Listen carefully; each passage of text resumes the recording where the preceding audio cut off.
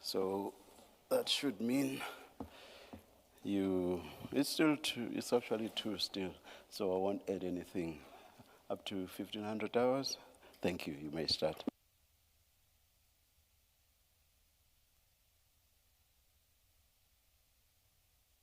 Chair, I'm just putting my timer on so that I'm conscious of the time. Good afternoon to you, Chair and Commissioners. May I say that I don't intend to be as long as 1 hour. I think it will depend on the level of engagement between the Commissioners and myself as to whether we will need 1 hour. And can I say the reason I'm not going to need 1 hour is because the Commission has itself now conceded that a postponement is appropriate.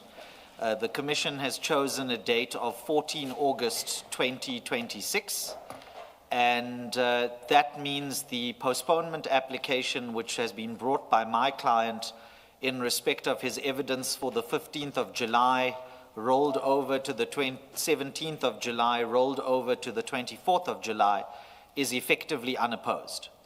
Yeah, but the crucial issue is that the effect of what we have before us would be that Mr. Karim never ever testifies. So that's a serious issue that needs to be dealt with. I'm not sure I agree with that characterization, Chair, but I accept the point that you make that the postponement as to whether or not it's by a postponement to a fixed date as opposed to a postponement not to a fixed date but subject to some... But with what we have before us, the doctor's report, the effect as we sit here now is that even on a later date to which we may postpone, we will be told the same thing. Indeed, sir. So ultimately, the effect will exactly be what I'm saying, which is that Mr. Karim will never ever testify. Well, I don't know if I agree with the characterization that you'll necessarily be told the same thing, because what you'll remember from the treating doctor's report to you, and again, I'm not going to go into the specifics of that in light of the ruling on the in-camera issue, but what the treating doctor says is that the position of my client is dynamic and it is subject to change. And that's why one of the things that the treating doctor himself proposes is to account to the Commission under oath once every 2 weeks to update the Commission regarding the client's position and whether he can or cannot testify. It's also why the doctor's evidence under oath is to suggest that there are alternative means that can be explored. No, continue. No. I wanted to say, based on what we have, an educated guess would lead one to say, even though you've just made the submission that you've made, we can't hold our breath. No, fair enough. But I was responding to the characterization that you'll necessarily be told the same thing in future. It was simply to say that that's not entirely correct. I guess you may be told the same thing in future, but you may not be as well. I guess I'm saying exactly the same thing I said earlier when I say we can't really hold our breath. No, indeed so. Yes. Indeed so. Can I also just check your characterization of where and how we got here? You say the application for the postponement is not opposed. I don't see that is correct, a correct proposition. You're asking for a postponement to an indefinite date, which is completely subject to what the treating medical person is going to determine whether he ever comes back and on what date he comes back. But more importantly, you are bringing an application for a deferral of Mr. Karim's evidence to an undetermined date. That's your application, as I understand it. And the evidence leaders oppose that. And in their opposition, they say, we want him to come back on a specific date. So there is an opposition to your application. Yes, it's a limited, that's the word they use in their correspondence of about the 23rd of July, if I'm not mistaken, where they say it's a limited opposition, and it's, if I can say this, the difference between my learned friend and myself is the mechanics of the postponement. What's not opposed is that a postponement is appropriate now. It's just subject to whether, as Commissioner Baloy correctly says, it's an open-ended date or it's a fixed date. And that's what I was saying to the chairperson as well. So it's not to say that it's no opposition in the sense that there's no disagreement. There is disagreement, but it's on the mechanics of the postponement rather than the narrower question that I was addressing, which is that the postponement being sought today, in principle, is unopposed between the Commission and ourselves. But if it was being opposed in the wide sense, whatever that means, the consequence would have been that if it was opposed and opposed successfully, the consequence would have been that he comes and testifies today. He's not going to, he's not here. So the distinction is a technical decision really which makes no difference whatsoever. Fact of the matter is, you are seeking his evidence to be deferred. We are here today. You say indefinitely.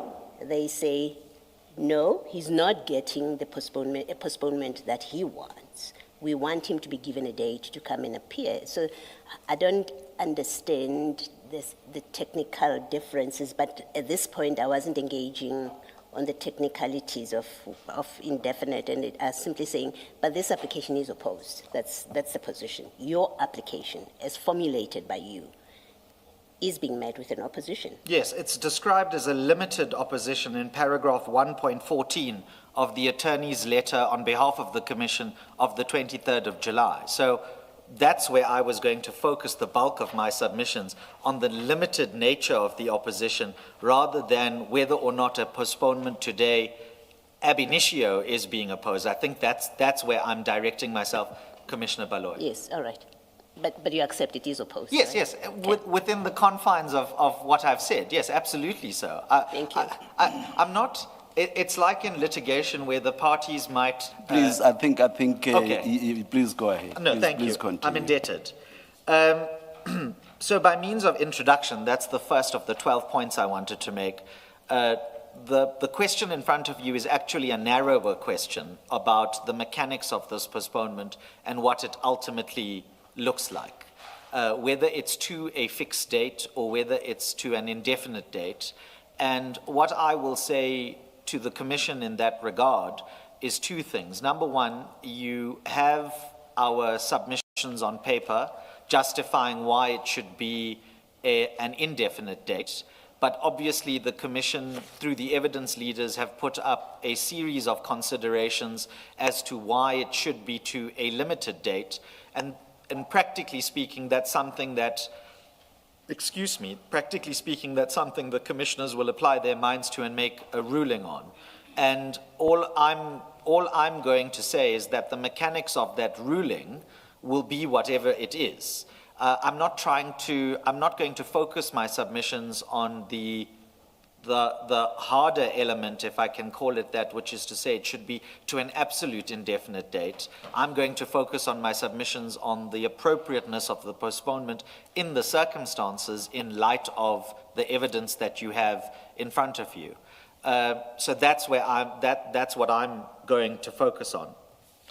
Can I just say that, and the reason for that is because of the limited nature of this opposition, but I'm not going to repeat myself.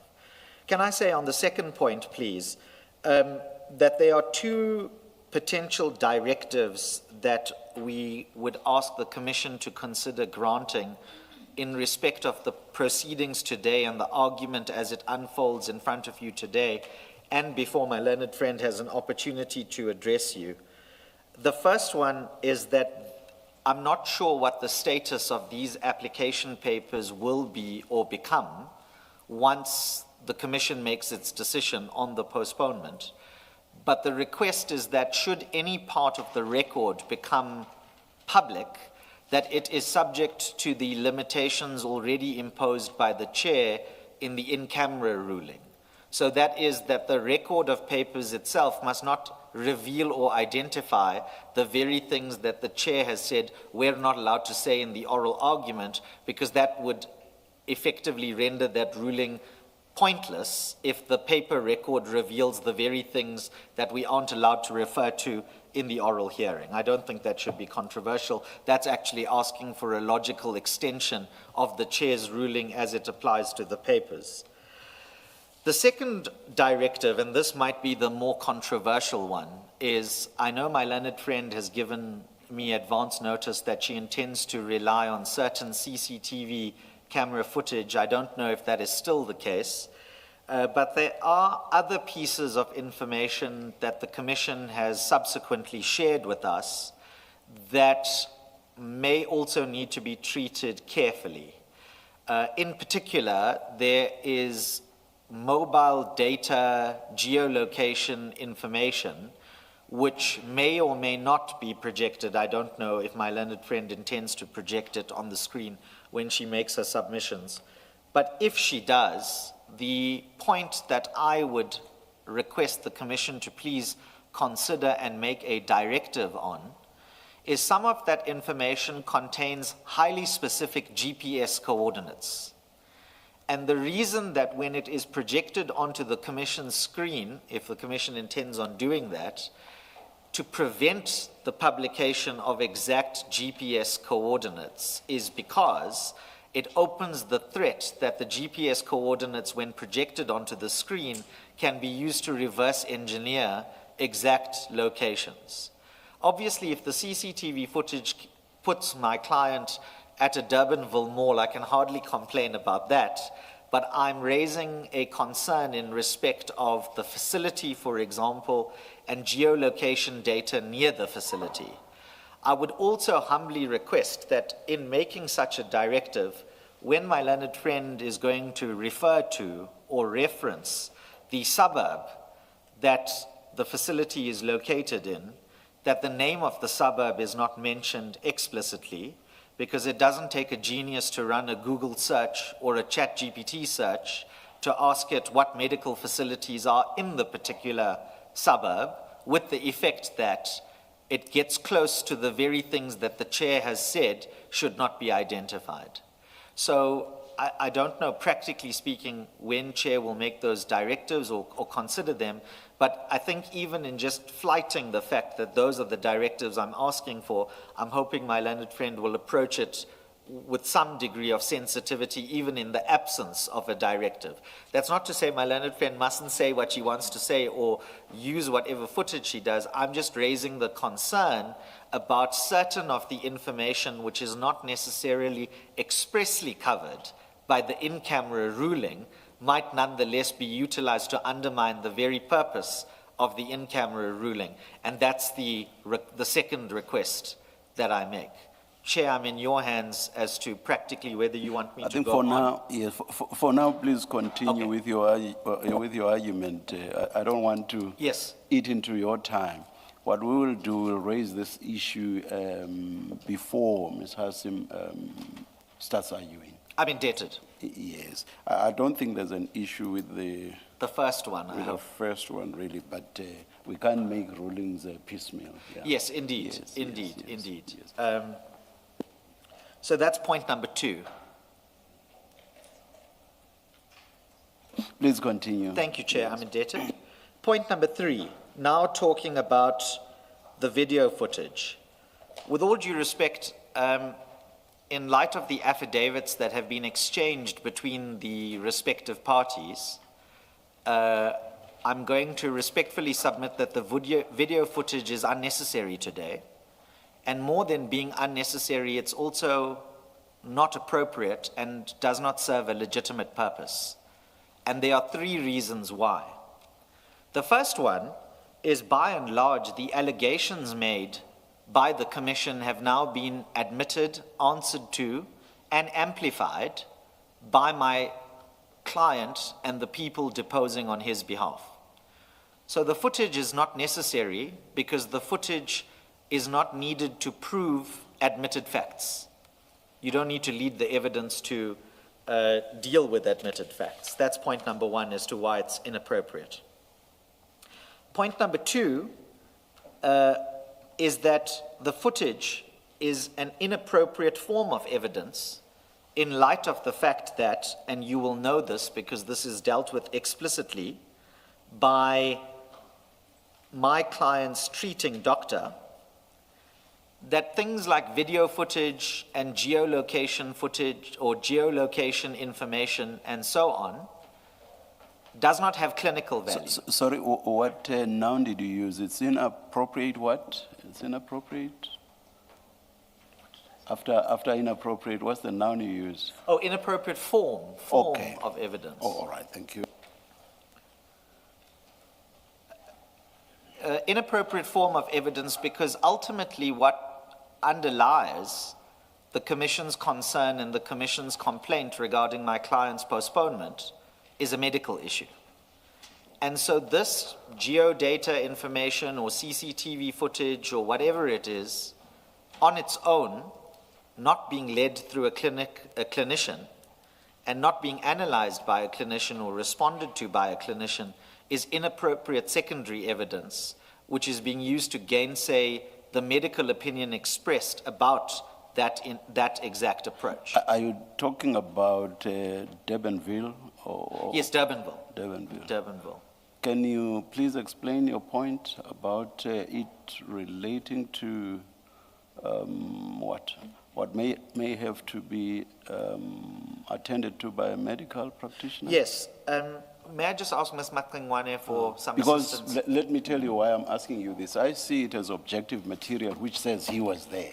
Yes. So I don't see the connection with what a medical practitioner might have to say on the issue. May I respond? Yes, Give two yes, responses. The yes, first response yes. is that it's also accepted that he was there.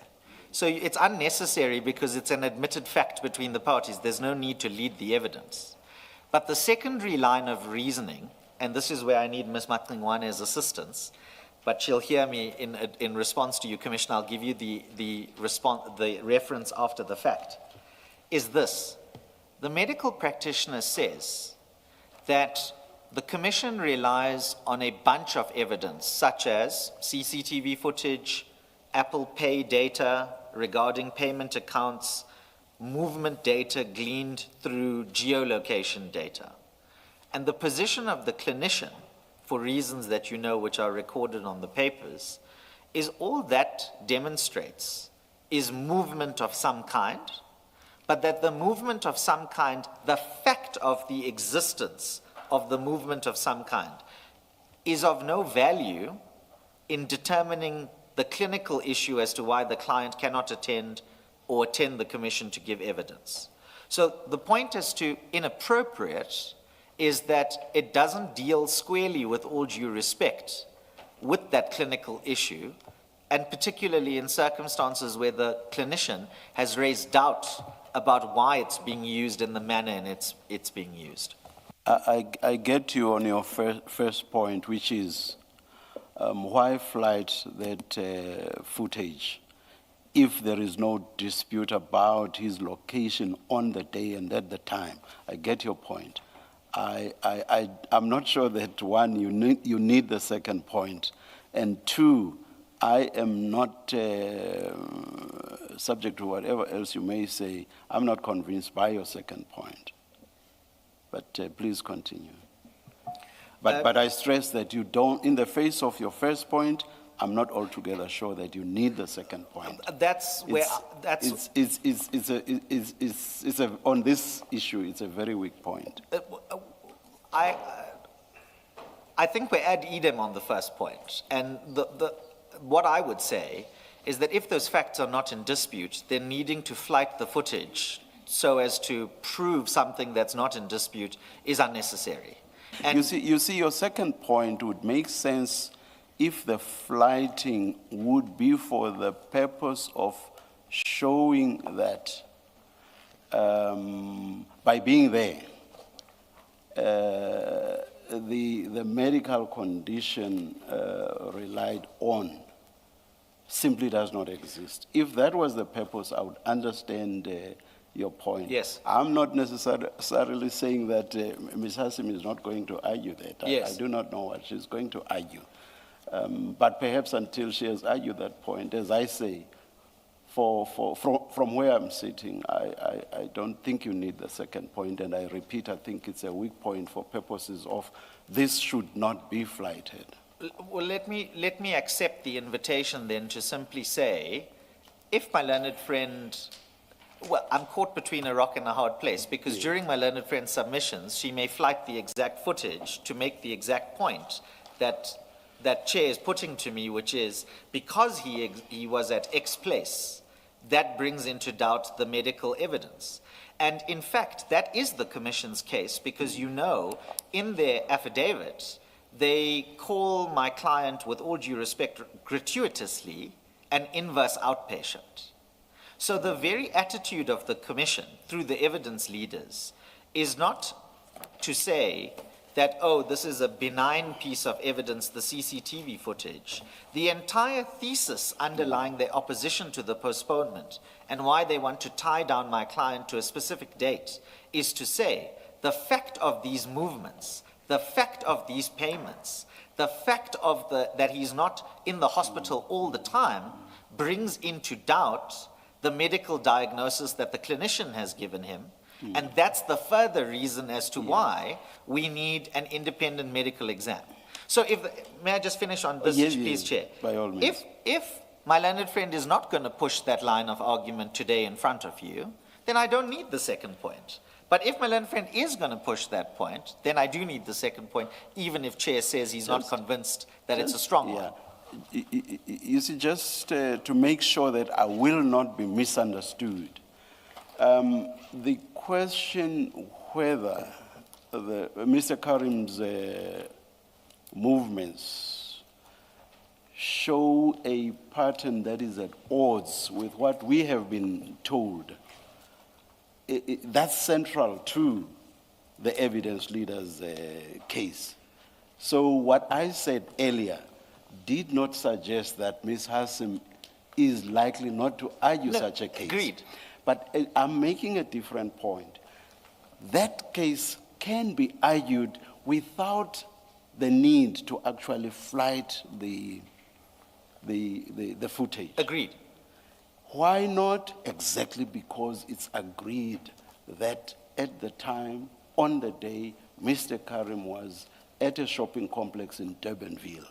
Agreed. So that point can still be made, or that argument can still, but as I said, whether Ms. Hassim will actually want to flight the footage, we'll hear her when she says so. Indeed. Yeah. Shouldn't we leave it there and move on? Yes, please? I'm happy to. Can I just give you one reference, if I may? Yes. If you look at paginated page 94 of your pleadings bundle in the postponement,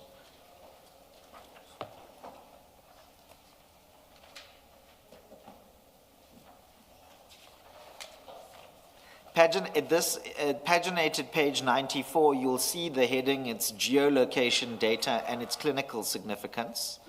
The basis for the submission that I was making to you comes from paragraph 45 on that page, as to why flighting that is unnecessary over and above the reason that Chair has already identified that it's not in dispute. So I'll just leave that, if I may.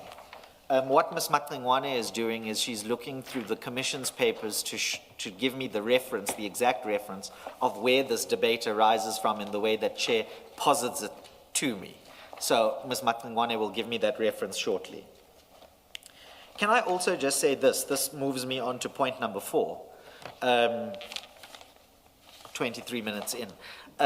Point number 4 is this, is that the medical evidence in front of you from Mr. Karim's treating clinician is undisputed on the clinical diagnosis and the clinical observations that Mr. Karim's treating medical professional makes. There is an expert report, and I'm not even going to mention the expert's name, put up by the Commission, which generously doesn't actually dispute that clinical observation. What it does is it speaks to 2 collateral issues.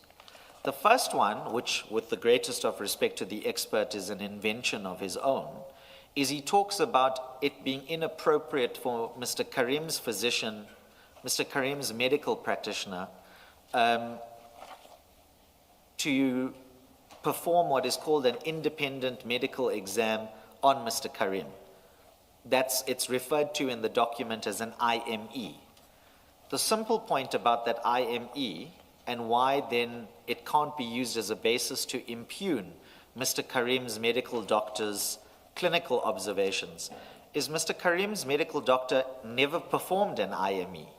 An IME is an entirely separate form of medical examination that is performed in a forensic context where there needs to be, understandably, a degree of separation or independence between the medical examiner and the ultimate patient. But in this particular instance, How do you describe forensic in this context? when you say in this context, Or rather, let me leave out in this context. How do you let's say, describe like, forensic? Chair, this goes back to that discussion you and I had the last time. If we were in Uniform Rule 36 territory, and you'll remember you and I had the discussion about Uniform Rule 36 as a parallel mechanism through which examinations occur in instances of medical negligence claims. That's the forensic parallel that I would say the IME concern arises in. I would understand the rule to be the vehicle in terms of which you get to Yes, whatever it is the medical practitioner Yes. has to do. yes. That doesn't necessarily answer my question, I don't think. Well, the difficulty in answering the question is that I'm trying to distinguish what the Commission's expert report criticizes Mr. Karim's medical practitioner for allegedly doing and why it's inappropriate, and I'm responding. Let's take, for example, the context of criminal proceedings where the rule you are referring to would not apply at all.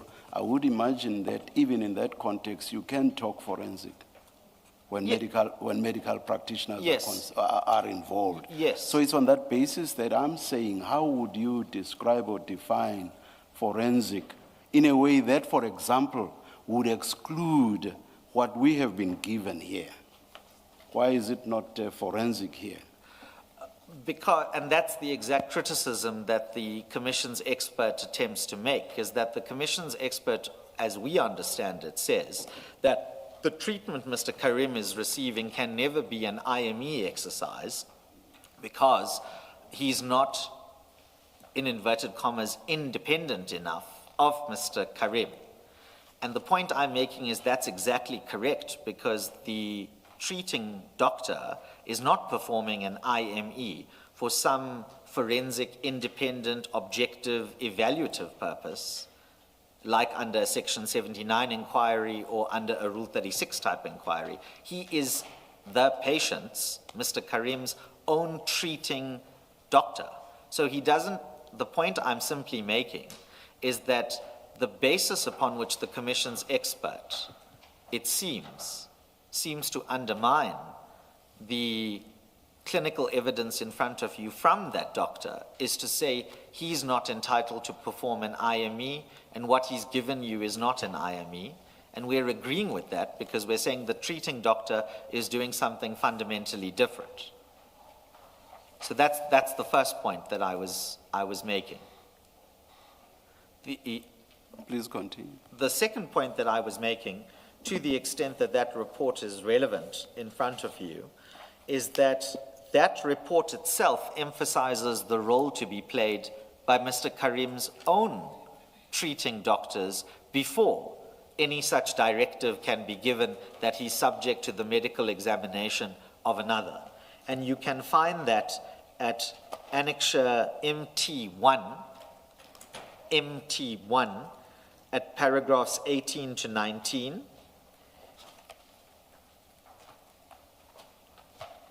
And it's also referred to in the evidence leaders' submissions at paragraph 47. So the very point is to say that the medical evidence of Mr. Karim's doctor is unchallenged directly. To the extent it is challenged, it starts from an incorrect premise. But even if it does start from the correct premise, it emphasizes the very point as to the centrality of Mr. Karim's own treating doctor and Mr. Karim's treating doctor's clinical observations as it influences any future process.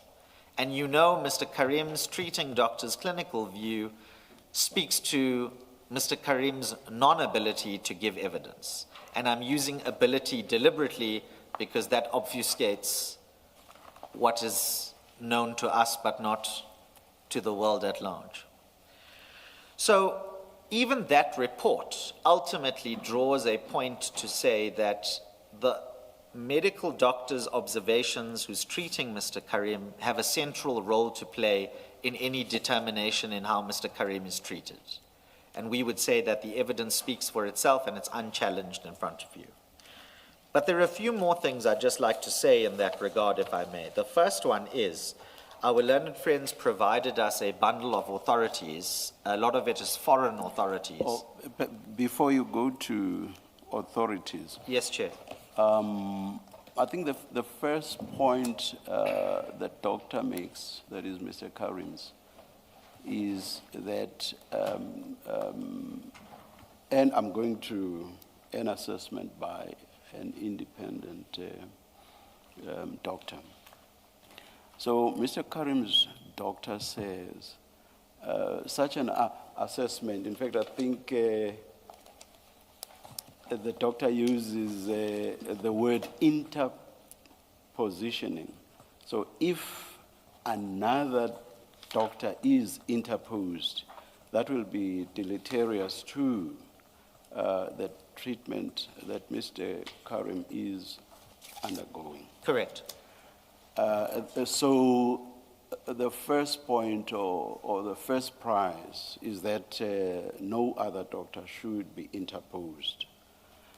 But as I understand it, your expression seems to suggest that I'm misunderstanding the situation.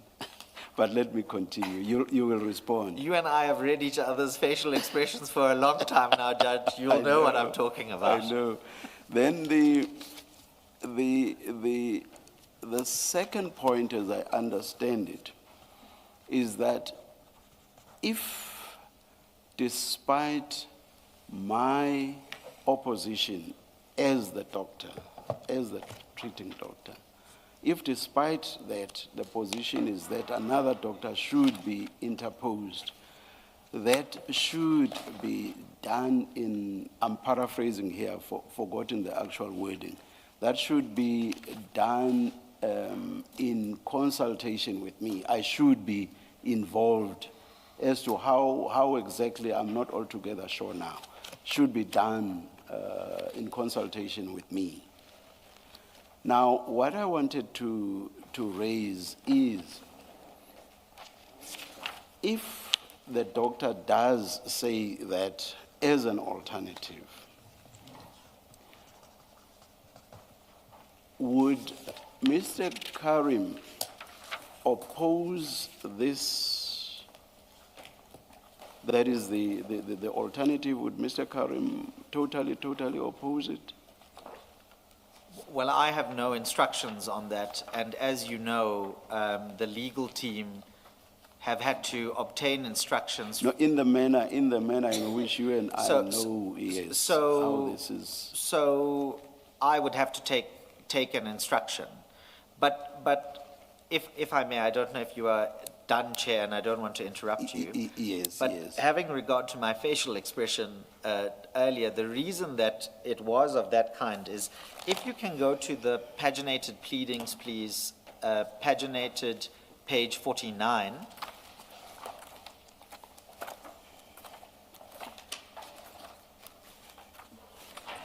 Yes.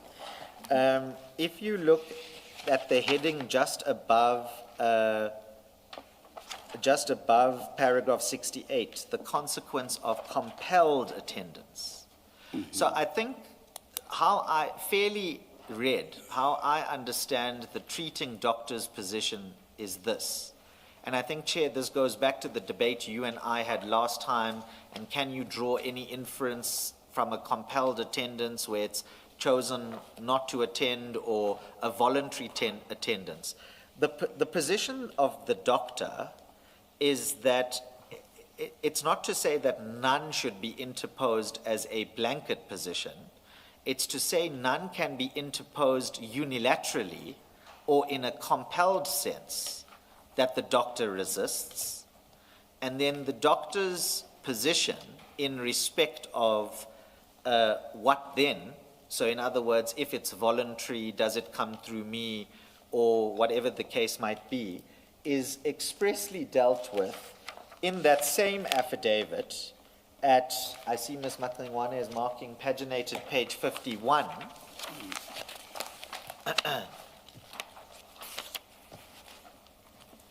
For example, he doesn't deal with it in express terms, but he's talking about in paragraph 71 on page 51, he's talking about less intrusive formats of engagement and his ability to manage the downstream consequences of the format ultimately chosen as a consequence of what the Commission chooses to do or not do. This paragraph admittedly is talking about, in part, the in-camera question, should it be open or should it be closed? But it's an answer to you, Chair, about the extent to which the doctor's position is not to say, you know, I am the block, so to speak, and if I say no, it's no. The doctor's position is to say that I must be consulted, and if I can facilitate something which is not clinically detrimental to my client's, my patient's current position or future position, then I would have to give medical advice in that regard. So it's to say that it's not perhaps as blunt as the way in which the chair was positing it to me. Yeah. Now, exactly on what you've said last, my question relates exactly to that. If in a sense, even if qualified, the doctor is not altogether rejecting the idea of interposing another doctor, what would Mr. Karim's position be? And that, I think that's the point on which you already said you have no instructions. Yes, yes. Okay. If we were to say, please get instructions, by when would we get a response on that?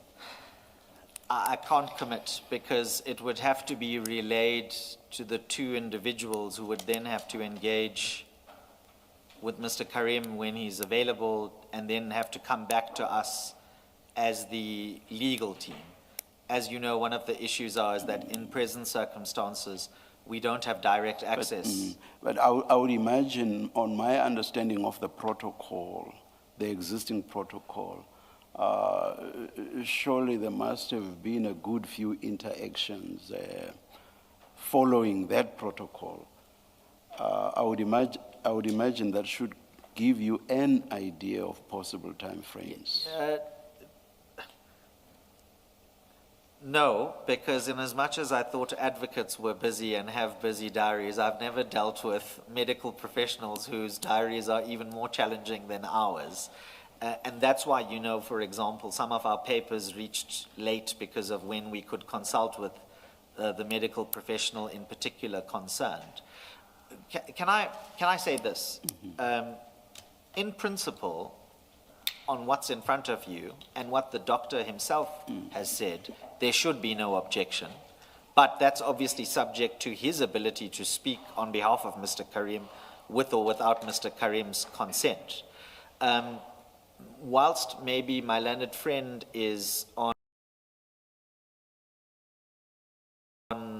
her feet, so to speak, proverbially, maybe what I can ask is Mr. Bismillah, who's sitting behind me and from my instructing firm of attorneys, can, in respect of a third party to obtain voluntary consent, whether it's given or not given, is within the basket of those less intrusive means, as I see it, because it's not the compelled examination.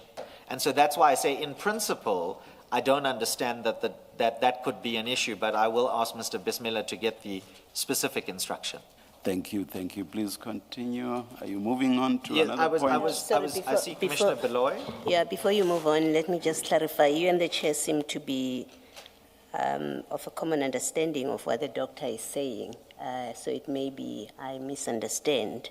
I'm looking at reading from 73.1 up to 73.3. I understand the doctor to say that there must first be engagement with him on these medical issues. And if we are not happy, and I'm reading now at paragraph 73.2, what is clinically objectionable. May I ask for the page, please, Commissioner? Sorry, 52. Thank you, 52. Commissioner. 73.1 up to 73.3, but the clarification that I would like to have is because of what he said in 73.3. He says, a properly constituted assessment stands in a different footing. If after engaging me, the commission remains unsatisfied, I do not object in principle. So on the doctor's offer, he anticipates he's given a report, then he must be engaged with about his report by the commission. And if we land at not being satisfied out of our engagement with him arising from his report, then he does not have an objection to the interposition subject to whatever he says there. I understand you and the chairperson to have formulated it as follows, that as matters stand, the doctor does not have an objection to an interposition provided there's a condition, the conditions in there met. Am I misunderstanding? No, we were past the original stage, which is about the conditionalities. I was on what I referred to as a fallback position, as it were, and I don't think it differs from what you've just said. I see. Yeah. I think we're all ad idem because Commissioner Beloy, you looked at 73 Perhaps, I think Commissioner Valoy has just said yes. Oh. When I made I think you should move on to another point if you are about to. Okay. I don't want you in the end to say the hour was too short Oh. because of our engagement. Yes. Could I, all I'll say to Commissioner Beloy, if I may, is I know, Commissioner, you looked at 73.3. When, you probably have looked at it already, but the way in which I would look at what he's saying in 73.3 follows on particularly 73.1 and 73.2 on the same page, but as it relates to that earlier statement, which is where the chair and I started about a compelled examination. And I think what he's addressing in those circumstances is what the deleterious effect of a compelled imposition of a third-party medical practitioner would be for what he is doing, but not to say that that's a total out ruling of less intrusive means, provided that whatever the less intrusive means are, plays a suitably respectful role of him as the treating doctor, which I said at the very beginning, even the Commission's own expert accepts that that's the role to be played by his treating doctor. Okay, I understand. Thank you. Thank you, Commissioner Beloy.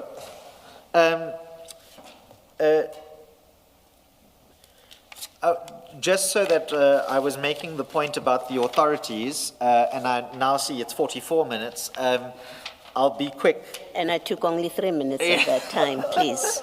Don't worry, I'm not going to ask for an accounting exercise between the commissioners and myself. But very quickly, if I may, the point about unchallenged medical evidence and proceeding in the face of unchallenged medical evidence, and you know I say that my client's doctor's evidence, when properly understood, is unchallenged.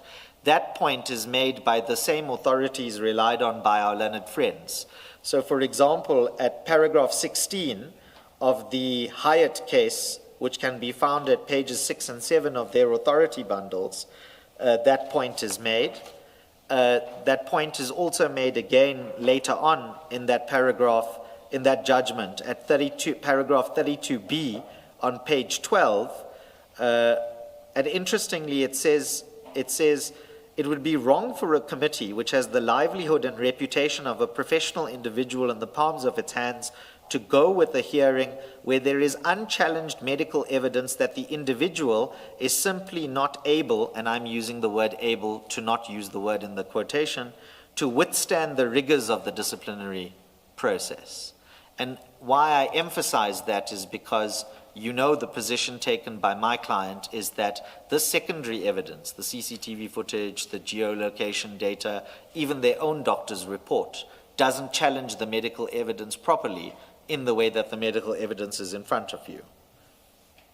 I'm not sure that that's a good point because I think at the last appearance, you strongly opposed any idea of an assessment by an independent doctor. So on that basis, there can be no question of us having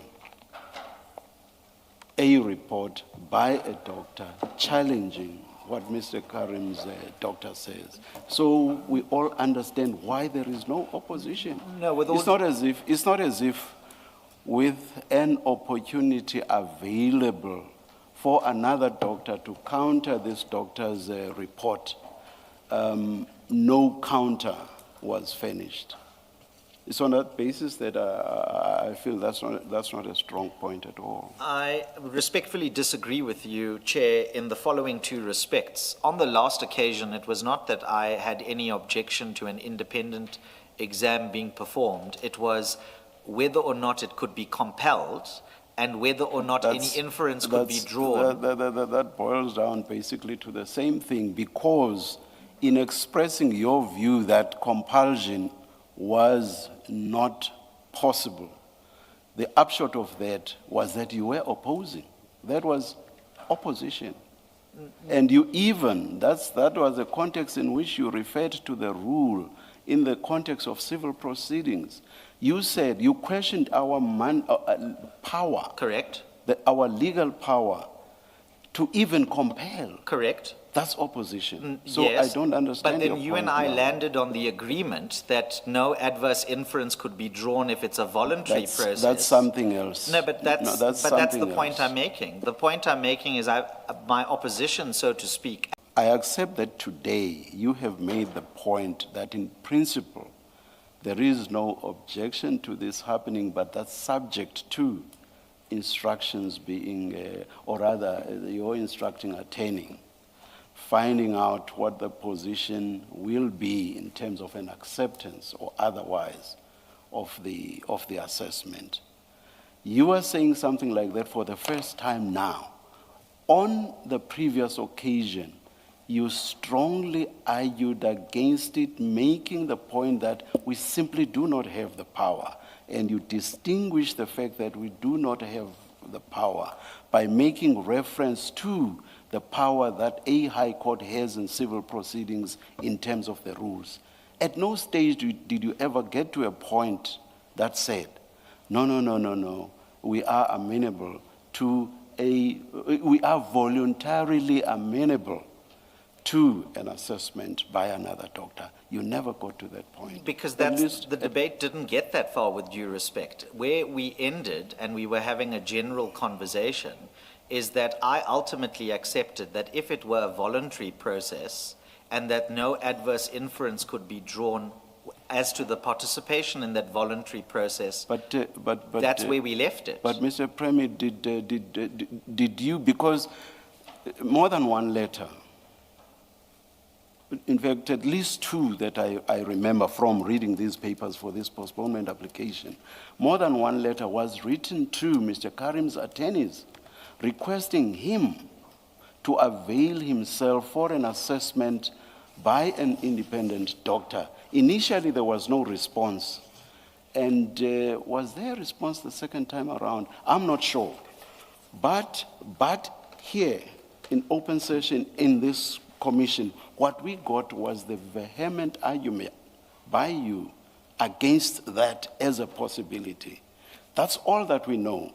So for you to suggest that, however, there could have been the possibility of a voluntarily agreed to assessment comes as a complete surprise to me, because the attitude throughout, especially in the face of the two letters that were specifically asking for this assessment, what you say now simply does not accord with that history. That history culminating in your argument before us here. If Mr. Karim was prepared at all to subject himself to the assessment, we should by now have received something from him or his attorneys saying that here I am willing to subject myself to that assessment that the Commission's attorneys have asked for more than once. So I don't understand your argument. Insofar as it relates to the possibility of Mr. Karim subjecting himself to the assessment voluntarily, I do not understand that part of your, not in the face of the history I'm referring to. No, I accept that, and I'm not going to try and relitigate that history now. I think I'm going to go and read the transcript, because at this stage, I'm going to respectfully say recollections may vary, and then I can come back to you and reply and clarify that as needed, because as I say, I remember the debate having happened slightly differently, and it was on the characterization issue about voluntary or compelled, and it didn't go beyond specifics about what if it's voluntary, then what is the instruction in the way that it was put to me today. And in light of the new evidence that has come about less intrusive means, that's why I gave an in-principle answer subject to my instructions. But I'll read the transcript and I will come back, and if I'm wrong about that, then obviously I will be wrong and I will apologize to the Commission accordingly. But if I can move on. Just to protect myself from a full-on egg on my face, let me say I'm also only human and fallible, so my memory may also be inaccurate. Please continue. Yeah, well, that's why they have appeal courts. They can correct the lower court judge's memory. But no, Judge, thank you. I accept that. Let me just say this. The other mechanism available is that there could have been, in terms of direct challenge to Mr. Karim's doctor's evidence, is that instead of the report that was put up, which talks about a subsequent process, which is I'm going to describe as collateral, a rebuttal witness could have been brought. And the rebuttal witness, like ordinarily happens in civil litigation where there are contesting expert witnesses, which doesn't necessarily involve an inspection in loco per se of the incident or the person, is possible, and that wasn't done either. You've already heard me. I was going to take you through the authorities, but I don't think that that's necessary for me to do so, except to refer to one judgment, if I may, which is one that's cited, I think, by both of us. It's a South African judgment. It's Michael versus Linksfield Park, 2001, Volume 3, SA 1188, SCA, at paragraph 39 in particular. I just gently point out that there the SCA said, the assessment of medical risks and benefits is a matter of clinical judgment which the court would not normally be able to make without expert evidence. And so that's the point that I'm making. Insofar as there's direct medical expert evidence in front of you is concerned, there is no rebuttal of that.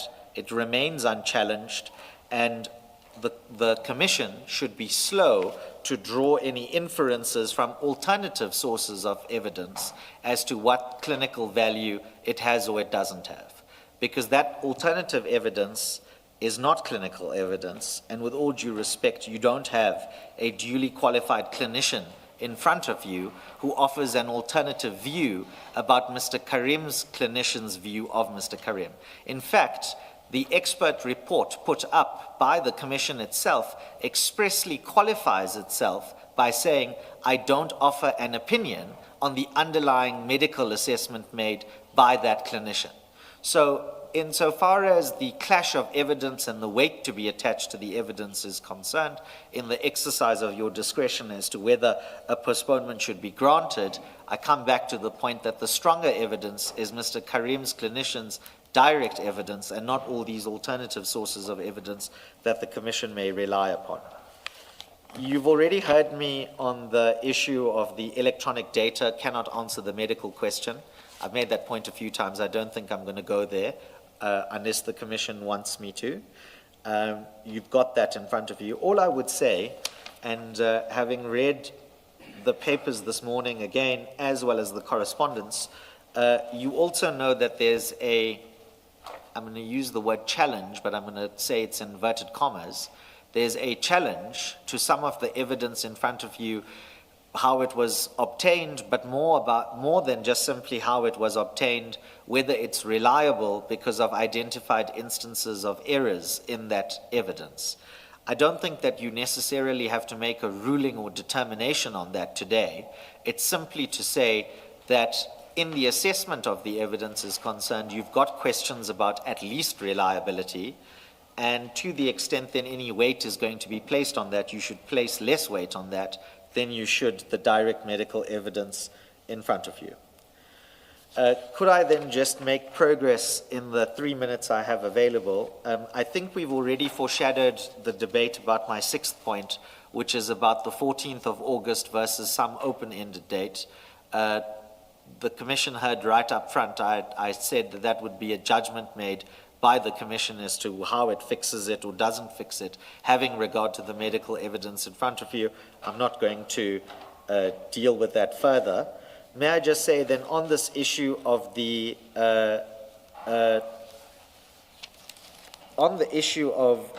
independent assessment, I think we've debated that extensively already. It turns on the characterization of whether it's voluntary or not voluntary, and it also turns on whether it's facilitated or not facilitated. And there's consensus between Mr. Karim's treating doctor. If you read paragraphs 90 to 94 of the paginated pleadings, I don't need you to go there, I'll just give you a note. Paragraphs 90 to 94 at record pages 53 to 54, and this is also the sequence that the Commission's own expert agrees with. And if you look at paragraphs 18 to 19 of Annexure MT1, I think I've given you that already, you'll see that there's a synergy between that.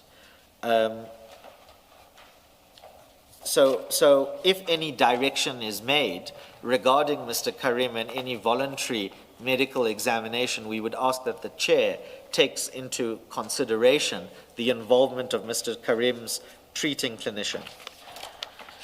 We also know that there's a threat of a referral for prosecution if Mr. Karim does not appear again, whether advised or not advised, to not appear based on his medical condition.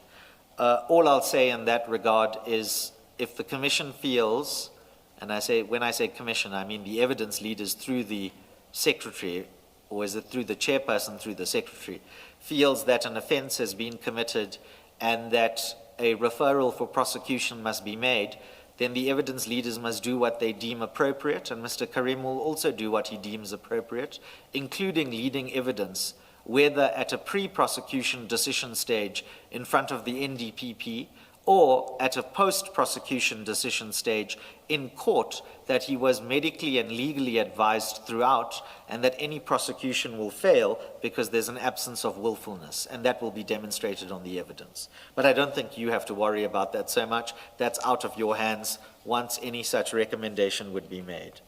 I'd also just point out, and I'm trying to sweep now in the 15 seconds I have left, I just want to point out three interrelated propositions, if I may.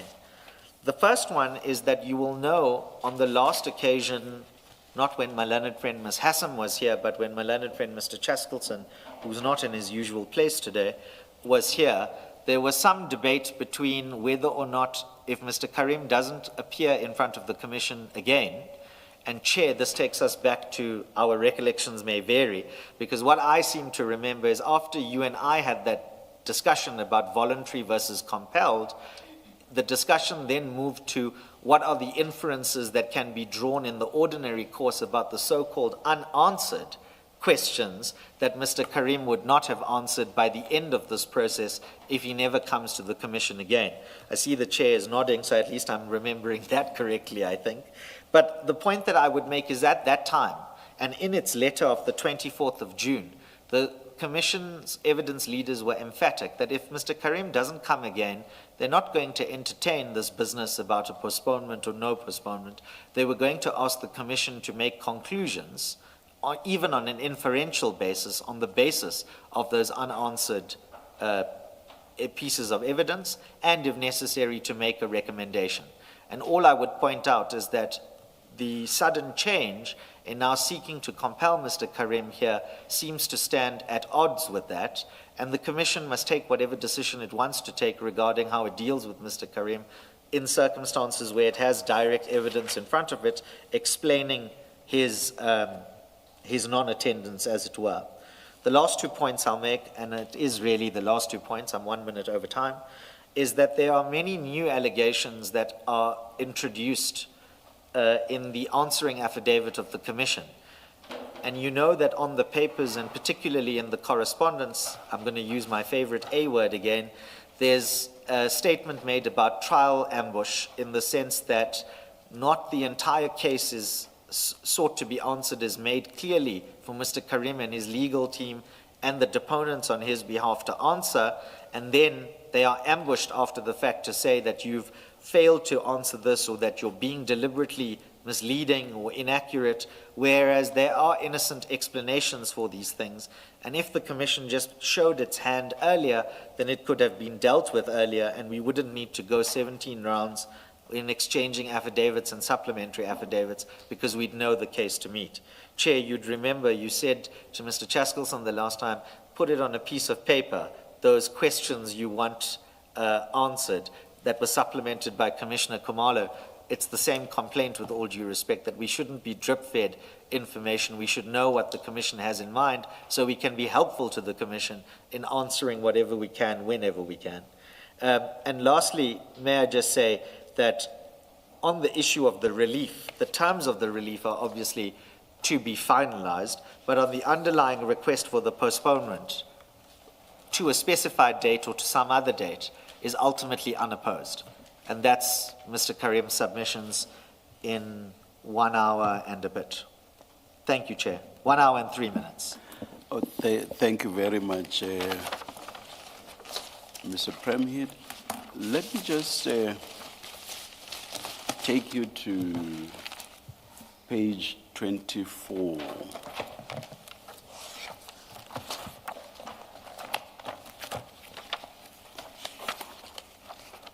I'm there. Yes. Please read paragraph 67.2.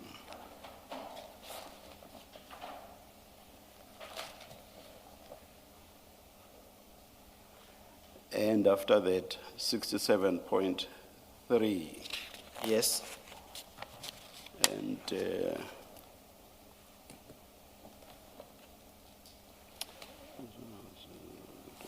And also go to 71. Read 71.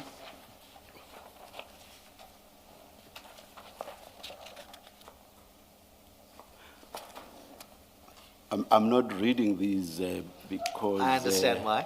Chair, yes. sorry to interrupt, but what page are you referring to? 25. I said 24 initially, and then it's 24, page 24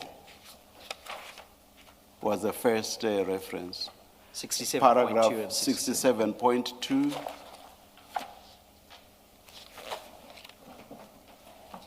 And then 67.3. And then I was moving on to the next page, 25, paragraph 71. Now, I want to ask a question that relates to the information that has been asked for repeatedly, which is the name or names of the auditors / accountants of Mr. Karim's companies. That's number one. Number two, the financial statements of those companies. That information was asked for a long time ago, I think in March already. I think initially when Mr. Karim was testifying here on the 8th and 9th of March, I think, and he promised or undertook to furnish that information. In fact, I think in respect of the auditors, he furnished a name of an entity that eventually denied that it was auditing any of his companies. But subsequent to that, that is the oral undertaking in open session, there has been engagement on that issue, and Mr. Shaskalsin has repeatedly made the point about this information continuing to be outstanding and not being furnished. So it's something that's been out there in all of our minds. Now, I refer you to these 3 paragraphs to make the point that, one, the person mentioned in 67.2 is Mr. Karim's PA. And she's even described as his quote-unquote virtual PA. Quite importantly, here's what is said about her. It is said that when Mr. Karim's bank account or bank accounts, I'm not sure whether it was more than one, was aware in the process of being closed by F&B, this virtual PA played a very crucial role in that process. So it seems to me that this is someone who is closely involved in Mr. Karim's affairs. Now, the other person mentioned in the other paragraphs is someone very close to Mr. Hassim and someone who has in his... Mr. Karim. Not Mr. Hassim. Oh, I'm so sorry. I'm sorry, Mr. Hassim. And it's someone very close to Mr. Karim and someone who has been appointed to run Mr. Karim's businesses in his absence. Now, if you look at, which paragraph is it now? Let me see. Yeah, I think it's 20, content of page 25 about, oh gosh. I've lost my place now, but you will all know what I'm referring to. I just have page 25 now, I would imagine. I doubt that it's there, but maybe it is. But the point is this. The deponent to Mr. Karim's affidavit, the founding affidavit says, I do not know the auditors of Mr. Karim's affidavits. I think I can mention that it's his wife. What the ruling says should not be mentioned are the names, I think, and other identifying features. He also has 2, so... One of the wives is the deponent. Thank you. So that's the wife. She says, I do not know, and she says, nobody else knows. So this means the virtual PA, who I assume that as a PA, she must be working very closely with Mr. Karim. And the fact that she even assisted very closely when the bank account or bank accounts were being closed shows the proximity. I do not see the basis on which Mr. Karim, with regard to who the auditors are, would have been cagey about that information. Not to the PA. I do not see how he would have been. Also, I may not be able, because I do not know the historical involvement of the person now running the businesses prior to him doing so after appointment. I do not know his historical involvement in the companies. But point is, once involved, what would be so difficult in him getting information with regard to these two issues, who the accountants are, and even getting copies of the financial statements? Just what would the difficulty be? Also, this person who's now running the businesses is not the only person. There are other people who have been in place working in those companies. That information cannot reside in Mr. Karim's head only. I find that very, very difficult to understand. In fact, I want to say this or suggest this to you, Mr. Premhead. You probably are aware of the Gauteng High Court judgment in the case of truth verification. If I'm not mistaken, I think it was written by an EL of AJ, not the old freaky EL of JP. And the principle enunciated in that case was later made or adopted by the Supreme Court of Appeal. But the point is this, and perhaps let me clarify up front, that that principle relates to respondents who make fanciful or patently false statements on affidavit.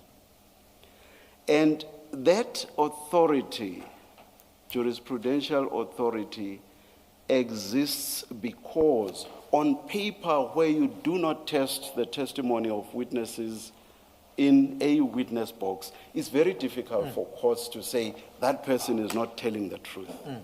But the usefulness of this authority is this. It says, if what a witness says is either fanciful or patently false, it should be rejected out of hand and on paper without the need for oral testimony. So even if, as I say, this principle has been used in respect of respondents, I do not see why it cannot apply to applicants as well. Where am I going with this? I feel, as I sit here, subject to what you say, that the idea that nobody within these companies, in particular the person now running the businesses and this PA, nobody can furnish this information. Nobody knows anything about this information. Subject to what you say, to my mind, this appears to be patently false. Your comment? Natal Scrap Metal and Oxford University Press also endorsed that proposition. Yes. On consideration of the Plascon-Evans test. So I don't know if those were the Yes, SCA authorities you had in mind. That would have been a movement or a development on the Indeed. Plascon-Evans. No, but I know the proposition that you're making. Yes. Can I direct your attention to paginated page 74, particularly paragraph 40.1, as it relates to I'm using this word in inverted commas, an inference that is perhaps being made about the role and level and intensity of the EA or PA or whatever she's called, and the extent to which they might have business knowledge. And the starting point was, and Chair quoted it, was her involvement when the banking accounts were being closed and so on. With all due respect, I would suggest that 40.1 attenuates that because it speaks to the very limited and I'm going to say rubber stamp, and you'll understand why when you see that paragraph, that rubber stamp manner in which she acted. So I'm not sure, with all due respect, in terms of what is in front of you on the evidence, that she does as intensive a role as perhaps Chair was suggesting. Obviously, Chair will draw his own conclusions. Open quote, managed the replacement, close quote. Yes, that's an advised or conscious choice of word. Yes, and then look at line Managed. But look at line 3, how she managed it and that process. She had access to and used an electronic signature during that process. So the point is that her involvement, and I'm speaking carefully because I'm not giving evidence. I'm not sure that the third line suggests that all that she did was to sign electronically. I'm not sure about that. I believe in context that that's mentioned as part of the things that she did. She signed. It doesn't suggest on my reading that all that she ever did was merely to sign electronically. That's not how I read this. She managed. Otherwise, manage would be meaningless if all that she did was just to sign. I accept what you say, but I would also then ask you to go back to 67.2 on page 24, because if you look at who she works for, it's not Mr. Karim himself, it's the wife. That's stated in that paragraph in the first sentence. And then you'll see what she does is, all she does is she screens my husband's calls and emails, liaises with the banks, including in relation to the closure and the replacement accounts, facilitates payments for staff. Sorry, page? 24? 24. The paragraph 67.2 that you took me to, Chair, at the beginning. 67.2. Yes, point two. So I was just saying that the first sentence contextualizes who she's actually working for. It's the wife, not Mr. Karim per se. And then in the second sentence, you'll see what her activities involve. And her activities are described as screening husband's calls and emails, liaises with banks, including in relation to the account, and we've gone to that page already, facilitates payment of staff, and directs matters requiring attention to the appropriate person. So I accept Chair reads that in a different way to I do, because Chair says that's indicative of a more central role that perhaps suggests she could provide these answers or whatever the case is. Yes, I don't read it in the same way. I do not see after, towards the end of the paragraph, what you've just read, I do not see how her role can be diminished, not with all of the things that are itemized there as her duties. I do not see how her role can be diminished. I accept what Chair puts to be. I would say it can be diminished because it's not a decision maker qua decision maker. It's clearly that she plays a supportive role.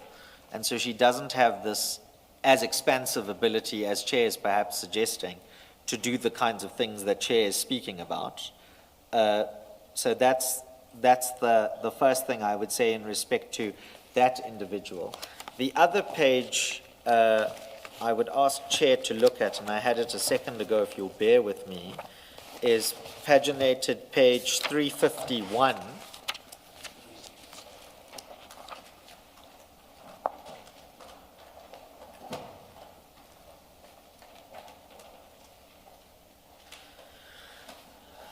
And all I point out is paragraphs 51.1 and 51.2, particularly the last sentence on 51.2 on paginated page 351, because that in part speaks to Mr. Karim and the ability to obtain that information, and why even what has transpired before transpired in the way that it did. Insofar as the other individual which Chair mentioned, which is back at page 24, paragraph 67.3, if I'm not mistaken. I think, was it not also 71? I've closed Yes, it. no, 71 as well. That was on yes. page, that was, Yes, that was on page 25. I would, I meant paragraph, not page. I meant paragraph 71. Paragraph 71, page 25. Oh, Which okay, speaks to okay. the same individual that is mentioned Yes. in 67.3. Okay, yeah. Yes. Again, all I would say regarding this expansive role that he's playing or he's not playing is look at the fifth line in that paragraph 67.3, starting with "he does not make." And I would say that that sentence is a direct answer to the chair regarding what he knows or doesn't know or couldn't know. In particular, that Mr. Permit, providing information has nothing to do with making strategic decisions Yes. and new business decisions. It's historical information. yes, indeed, which is why the sentence I was going to direct you to, Commissioner Kumalo, reads in terms, given his age, he does not possess the institutional knowledge of the businesses that resides with my husband. So even if you're interpreting that first sentence against me about providing information not being strategic decision-making, which I can accept, the second sentence in particular speaks in terms to his ability to provide the information or otherwise. If you reject the explanation on paper, that's what you'll do, but that's the evidence you have in front of you. So also insofar as the same individual is named at paragraph 71, page 25 is concerned, you have to read those two things consistently with all due respect, which says that the individual concerned is doing nothing other than acting in a holding pattern or in a holding capacity, but doesn't have the institutional knowledge going backwards, and also doesn't have the strategic insight and knowledge going forwards. But I accept, Commissioner Kumalo, that might be an unsatisfactory explanation. You have not answered the second part of my issue, which was, how can it be that within these institutions, all of them, there is not a single person who knows something about the accountants or auditors? How can that be? How can that be? How is it that this information resides only in Mr. Karim's head?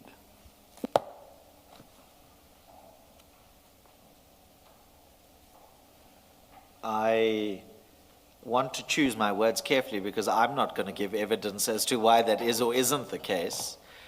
But I think it was Commissioner Baloy, you'll forgive me, on a previous occasion when Mr. Karim was testifying, there was a debate between Commissioner Baloy and Mr. Karim about how particular decisions are made or not made, and are there proper books of account, and what's the regularity of what's going on inside this business from a corporate perspective. And Mr. Karim at that time did not say much other than to say how it appears in front of you is what it is. And without putting words in his mouth, all I will say is that businesses operate how businesses operate. They sometimes operate imperfectly. They sometimes operate less elegantly than they should operate. Whatever inference you want to draw from that, you will obviously draw, but the fact that it's not so elegant and bookkeeping or company board resolutions are not maintained in the way that the Companies Act wants them to be maintained is the very basis that most of us have a job as lawyers, because these things happen in the real world in the way that they happen. So I can't answer with a positive version as to what the chair puts to me, which is how is it that it can only be one or should there be others. I have no instructions in that regard, but having regard to what has previously occurred, where Mr. Karim was put under some pressure, and I say that respectfully, put under some pressure to account for his business operations, which appeared to be less than perfect, he himself couldn't address that in any great detail other than to say that the businesses were and are what they are. And that's as far as I can take it, Chair. I mean, yeah, I'll leave it there. Can you please assist me? I wrote only paragraph numbers of the doctor's report. Where does it start? Please assist me. I want to take you somewhere there. Sorry, Chair, can I ask for a clarity? Is it one of the doctor's The reports or very the first- affidavits? The affidavit, affidavit. The very first one, not the It's supplementary. Paginated page 30, Chair. 30.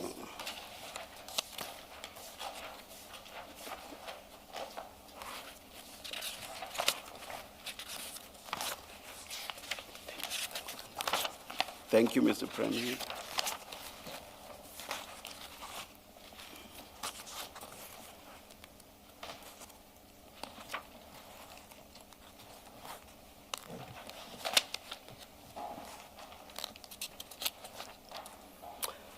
Oh gosh, how could I not have, because I can't read this again, nor can I describe it because it will Paragraph go number, to Chair. the wrong terrain. Let me just see. Okay.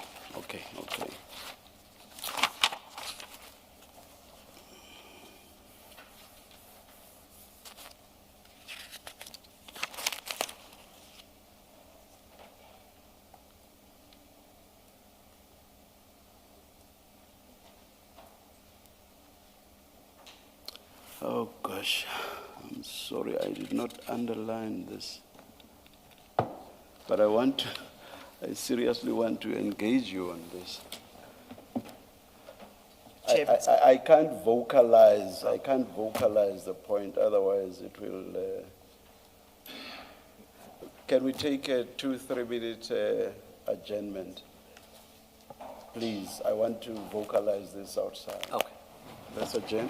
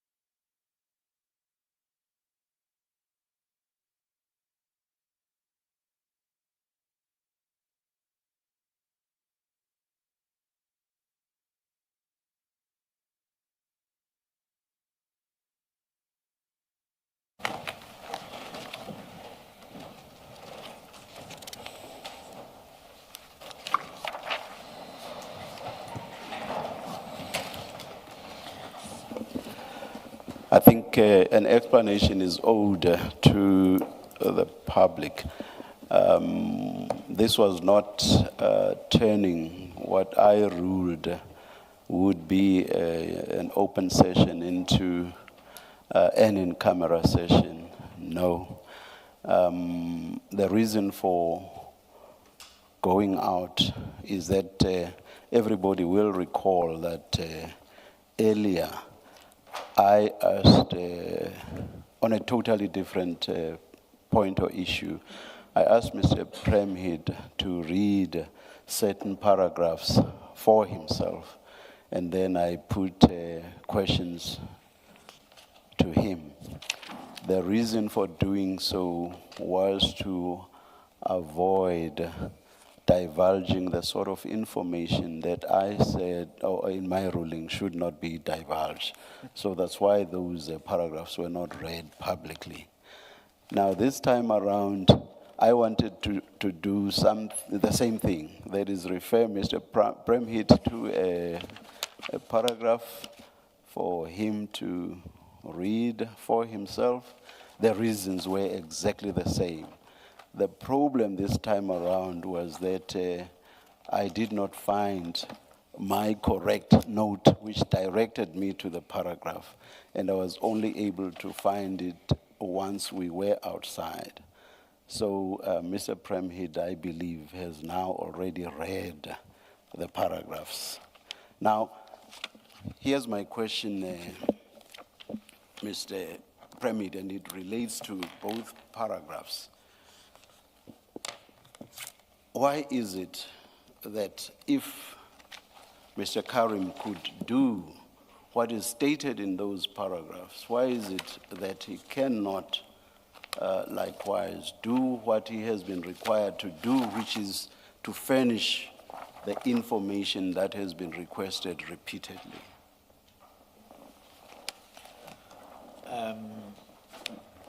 Paginated page 45, paragraph 53.1. I can't read it for obvious reasons. But I'll ask that. Oh, sorry. For the record, let me just mention, because I did refer you to paragraphs by paragraph number. Yes. This time around, for the question I've just asked, the relevant paragraphs are paragraph 25 and 66.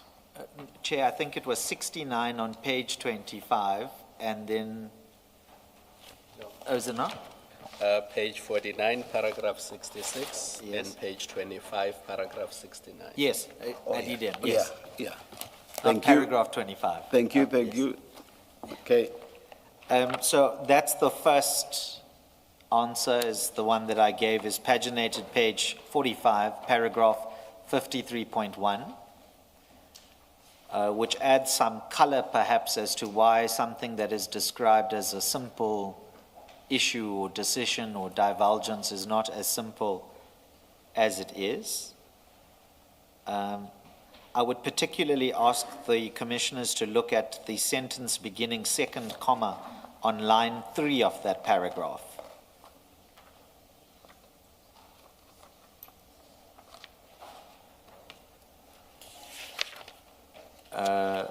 That's the first part of the answer. The second part of the answer is paginated page 48.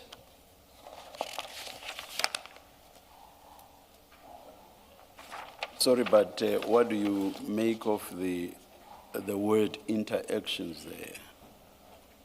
Would that be the sort of interaction that that the doctor is talking about here? Yes, that's my submission. Okay. All right. Please continue. And on that page, if you look at the sentence beginning third, which is 4 lines from the bottom, that adds further color and context. The second answer I will give is paginated page 48, paragraph 65.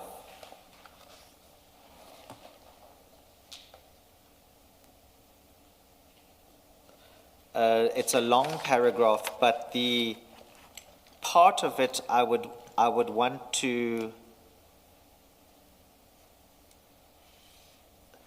emphasize is the last sentence starting at the top of page 49, which is just above the paragraph the chair referred me to, which is 66 on page 49. Starting rather, and it's 3 lines.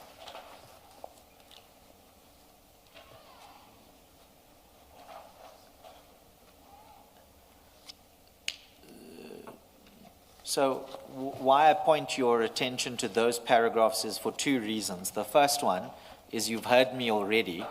I'm not going to repeat myself, but Chair views those 2 other individuals who I'm not going to name as having a greater role perhaps in the running of the businesses. I pointed out the fact that according to what the affidavits say, that is perhaps not correct, but obviously Chair will make his own assessment. And then the second reason I'm pointing you to these particular paragraphs is to say that even if it's as simple, in inverted commas, for an instruction to be given by Mr. Karim to those individuals, those 2 paragraphs need to be borne in mind in respect of the instruction and the ability to give that instruction. How I read this is this. What comes before 66, which is the paragraph I referred you to, what comes before 66 deals with why Mr. Karim would ordinarily not be in a position to be of assistance. But what is in 66 qualifies all of that. It even uses by contrast. So it's contrasting what's stated in 66. So you can't read what comes before the contrast in isolation, as it were. Yes, but with all due respect, I think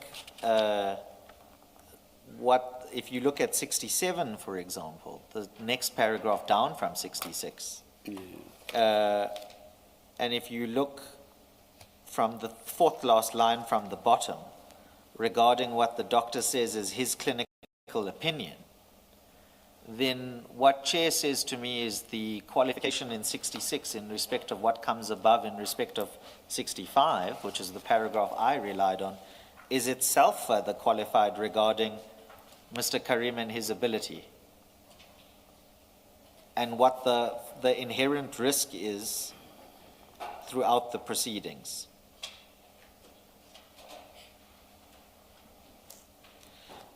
May I ask this, and I hope this will be the last question I'm going to ask. Why is it that Mr. Karim's founding affidavit, which is followed by a supplementary affidavit, does not deal with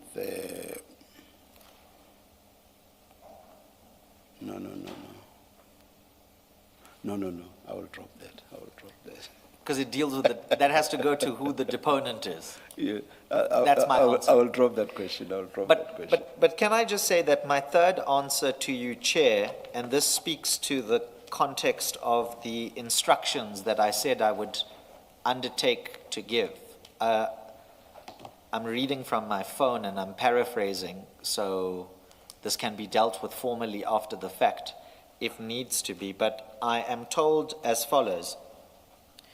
Contact was made by my attorney with the deponent of the founding affidavit, who contacted the treating doctor whilst he was consulting with Mr. Karim. The purpose of that was to take an instruction on the issue that Chair and I were debating earlier. And we are advised that Mr. Karim has suffered another medical incident and that no instructions can be obtained by him in respect of what Chair has put to me. and this is in the context of this facilitative process that we've been talking about. I'm also told that the clinician has expressed his frustration to Mr. Karim's attorneys because, in his view, his client's position is deteriorating as a result of the pressure being put on him by his attorneys in respect of commission and commission business. And so what that relates to is exactly what I pointed out to you in those paragraphs I flagged, and that's the situation we find ourselves in. I've remembered the question I wanted to ask. The mistake I made was to want to relate it to Mr. Karim's wife, the deponent, to the affidavit. What I meant to do was to say, why is it that Mr. Karim's doctor does not deal specifically with this issue? You will have noticed that... About the, sorry, Chair, specifically the issue, the accountant auditor issue. Yes, why I raise it is because that's quite pertinent, and the doctor has dealt quite extensively with some matters of detail, even dealing with issues relating to his whereabouts. And if I read his reports correctly, I do not recall that he deals with this aspect at all, and to explain why Mr. Karim cannot furnish the required information. I might be wrong. Maybe it's somewhere there. That is somewhere in the reports. Well, and I think this is the best answer I can give you. If you look at paragraph 53 on paginated page 44,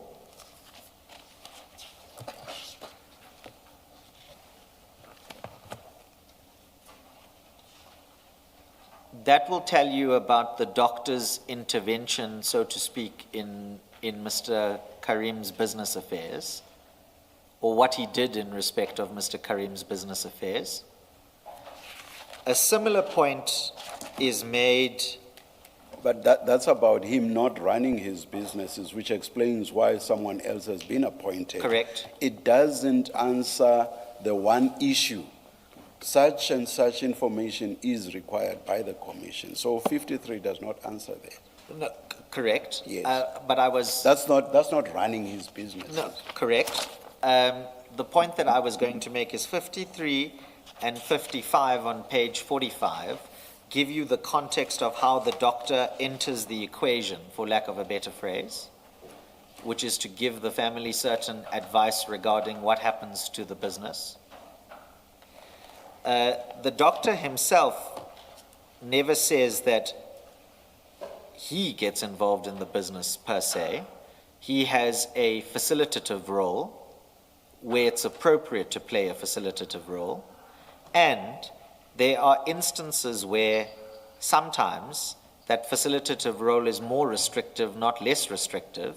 And the answer for that is that paragraph I gave you on that same page, paragraph 53.1, page 45.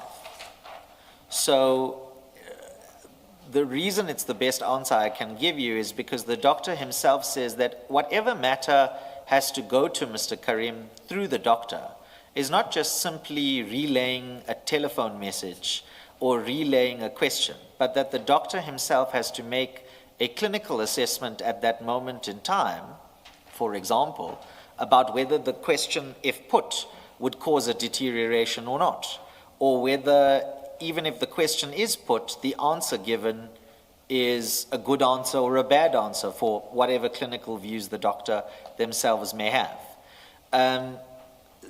So I can't speak to why he did not deal with that specific issue isolated as a line item, but you've also heard me that when instructions, as a real-life example of what has happened when instructions were sought, but that adds context as to why he might not have dealt with it.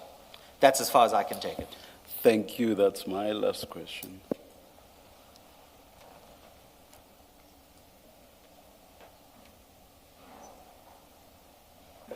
Thank you, Mr. Premhead. Yes, Ms. Thank you, Chair. Is it my turn now? Apologies to Ms. Hassan. There's No, no, 1 no. hour and 51 no, minutes. No, no, no, it was what, a couple of minutes only. So it was it was by 15 minutes. Ms. Hassim? Chair, I will be extremely reasonable and I won't ask for an equivalent amount of time as Yes, Mr. which will Premad. end at what, 9 minutes to? It's 9 minutes to 4 now. Yeah, so 9 minutes to 5. Please, yes. So, Chair, can I do this? Can I just address the last topic you were debating with my learned friend and just close that off? Because I was going to deal with it in any event in the course of my address. But since you are on it. There were the issues, or we'll deal with that at the end. Maybe No. do that at the end. The issues about possible rulings. The two issues Mr. Premad raised right at the beginning. No, I'm talking about what you were just debating now. No, on I'm saying I said I would raise those issues Yes. with you when you begin your Yes, yes, argument. yes. Should I perhaps address those right at the end? Those were Those were the issue of the footage yes. And the redaction of the record and through the you, redaction Chair. of the record. Yes. Oh, Can I just deal with this topic that you were Okay, all right, debating, all and then right. I'll begin with those. all right. Turn to those rather. So just on this, because it's fresh in your mind, because you've just been having the debate with my learned friend. The few points I wish to make about it, because I must admit that I find it quite an extraordinary claim that has been continually held since the time the Commission first asked for those documents. Well, first of all, one is not even a document, it's just the name of the auditor. That's all. It's a very simple request. Why I say that I find it extraordinary is because that request was made as far back as when Mr. Karim appeared in this commission. That was on 9 and 10 March. On 10 March, it was itemized what the specific, it would form part of a list of requests that we had.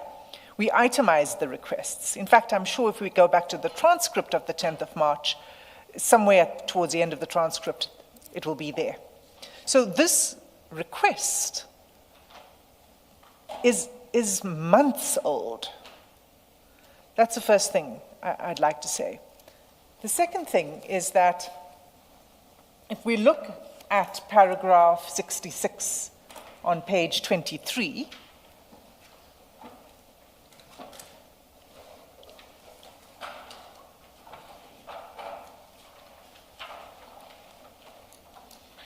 the paragraph reads the first sentence. In fact, let me just read the paragraph. Before 13 April 2026, before 13 April 2026, my husband was fully involved in his businesses. And then she explains now what that involvement entailed. But there's no explanation to us as the evidence leaders or to the questions that have been posed by the commissioners why these documents and this information could not have been provided between 10 March and 13 April. There's just no answer to that. Instead, what my learned friend does is he goes to the various paragraphs that have been debated just now. For example, on page 74 of the paginated bundle, where the chair, I think it was the chair who directed my learned friend to paragraph 40.1 and the person and the PA and the issue of the FNB accounts. And my learned friend tries to say, well, actually it was just a rubber stamping exercise because all she did was place an electronic signature. That's not borne out by the text in that paragraph. That paragraph doesn't say that's all she did. It says that's one of the things she did, is that she appended an electronic signature. But that's not all she did. That's not what that paragraph says. And what my learned friend is doing is with respect, taking liberties with the construction of these various paragraphs, and he's straining to defend an indefensible proposition that there is nobody in the company or in any of these companies which do business in the amount of hundreds of millions of rands who can say who the auditor is or where to find the financial statements.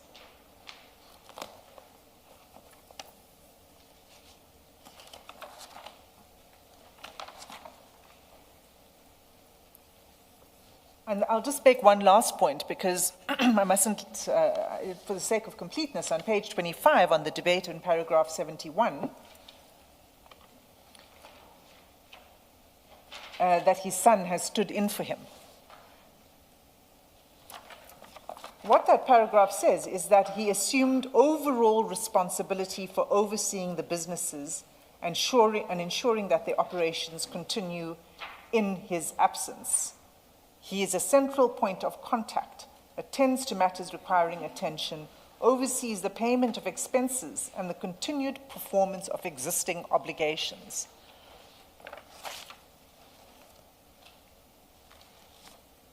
And then read that with 67.3, which my learned friend went to explain, well, that the role of the son is that he doesn't make strategic decisions. Well, yes, that's true. 67.3 says he does not make strategic decisions or decisions concerning new business.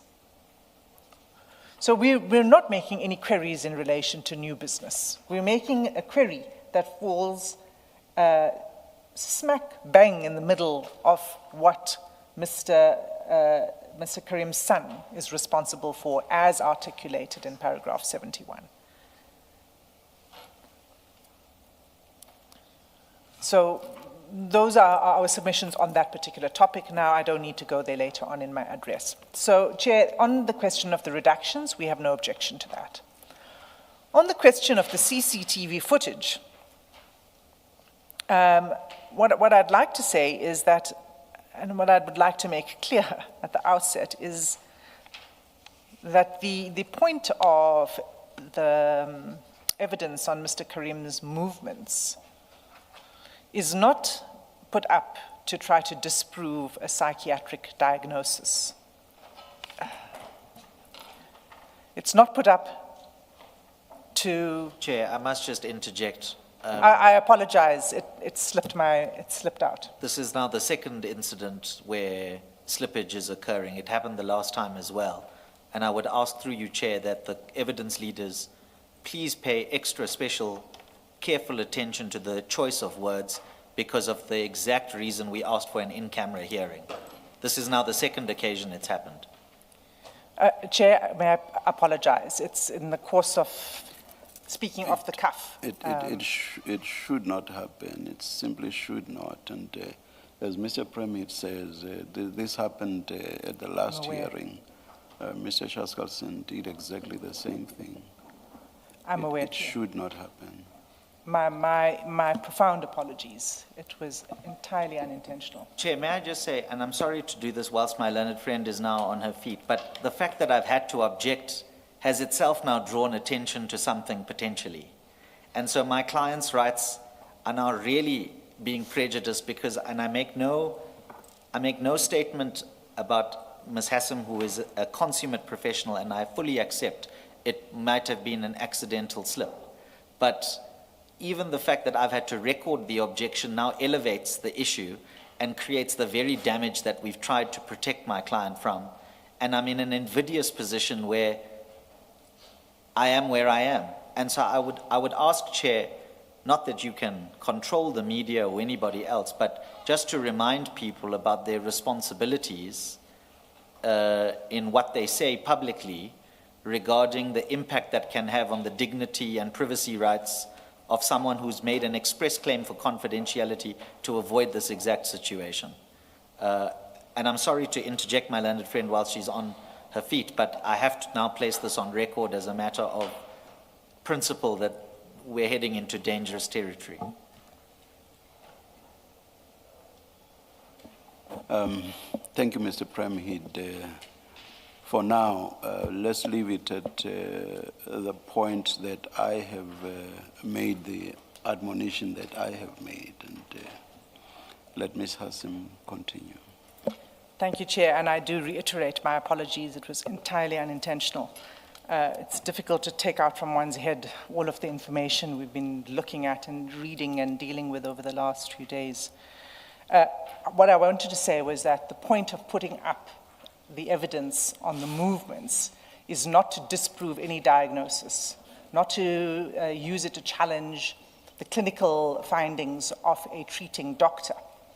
But it is important because what it does is it bears directly on Mr. Karim's demonstrated ability, his day-to-day functioning capacity.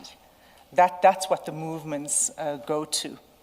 And it also goes to something else, which is, and I'll come to it later, that it's about the reliability and completeness of the information that was before the treating doctor at the time when he deposed to the affidavits that we now have in this application. So that's the relevance of the movements. Are you saying, because the issue, as I understand now, is about flighting or not flighting?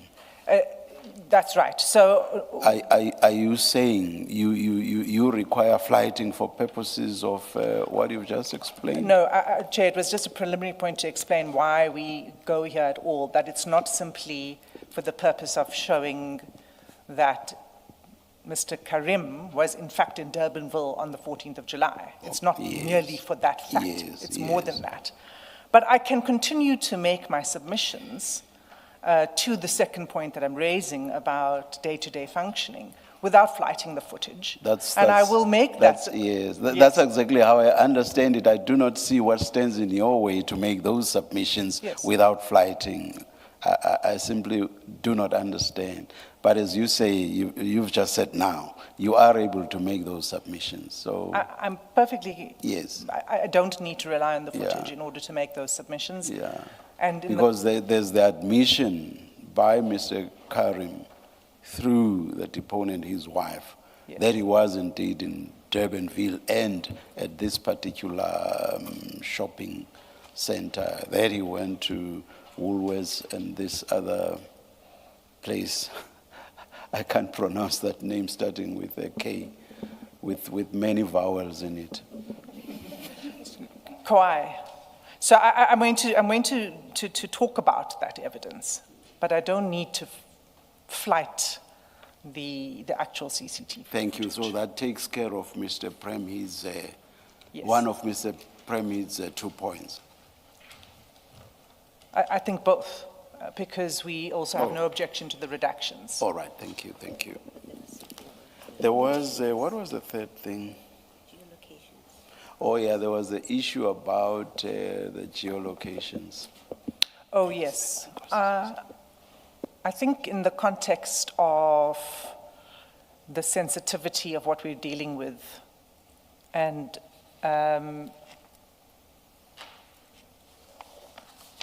perhaps, Chair, I should just refer to the ruling that you made yesterday, because that's the constraints that are governing my ability to make submissions to you candidly. So the ruling, Chair, would you indulge me reading out paragraph 2? Please. Because then it might help the public also understand why we're talking in this coded way. So paragraph 2.1 says the legal representatives of Mr. Karim and the evidence leaders may not, during the hearing of the postponement application, mention Mr. Karim's medical condition, the nature of the treatment he is receiving, the identity and nature of practice of the health professionals attending to Mr. Karim in respect of the medical condition, and the medical facility where he is admitted. 2.2, publication or dissemination in any format of the information referred to in paragraph 2.1 is prohibited. 2.3, the legal representatives of Mr. Karim and the evidence leaders may not, during the hearing of the postponement application, mention the names and residential and business addresses of Mr. Karim's family members. That's the relevant part of the ruling. So, Chair, I am not going to flight the geolocation spreadsheets. They are in our papers. Everyone on Mr. Karim's legal team side has seen it. The commissions have it. I don't think it's necessary to do that. I think if we were to do that, we would run into trouble. It's not possible to redact every single entry, and some entries are relevant to where perhaps Mr. Karim's family members are. So we won't flight that either.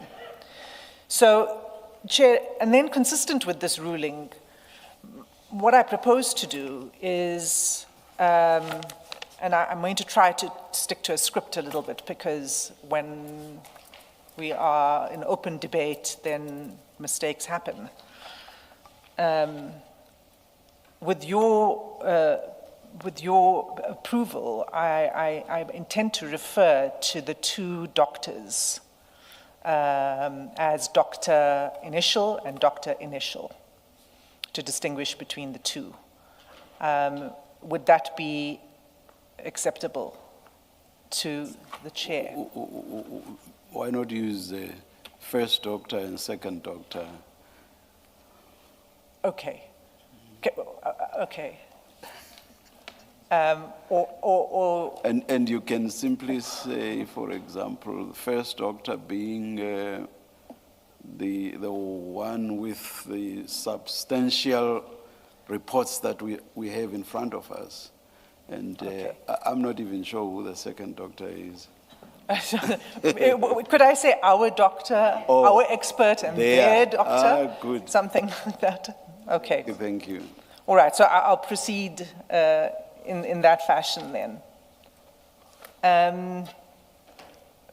I think the next and the point, and it was the first point that was raised, substantive point that was raised by learned friend, was that somehow we're not really opposing the evidence leaders, the postponement application, but and that we've conceded something. I'm not sure how that arises.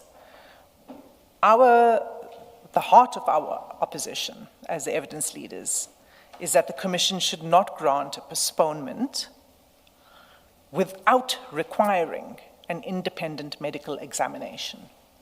That is the heart of the opposition by the evidence leaders to a postponement. And the reason for that is because we've had a history of postponements where the length of time that we are told that Mr. Karim will be incapacitated has varied and grown each time. So in the beginning it was a few weeks, then it was 8 to 12 weeks, then it was 6 months in the latest round of affidavits. So it's very important to the evidence leaders that we have a fixed date for the postponement, number one, and number two, that postponement is conditioned on an independent medical examination. I'd remind the commissioners that this is the 5th postponement that Mr. Karim seeks, and we've set out the history of the delay at paragraphs 7 to 24 of our written submissions. I'm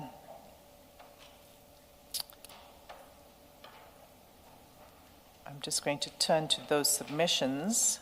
I don't need to go through the details. All I'll point out is that what one sees when one looks through the history of that correspondence and the postponements and the delays is that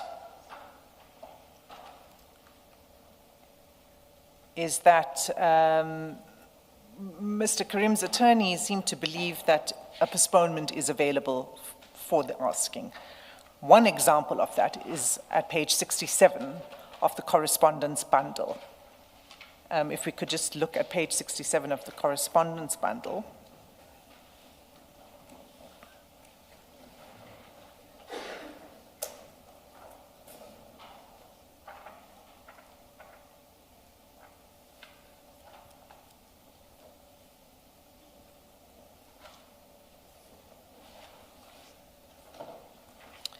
And if you look at paragraph 9, this is a letter that was dated 13 May 2026 from Mr. Karim's attorneys.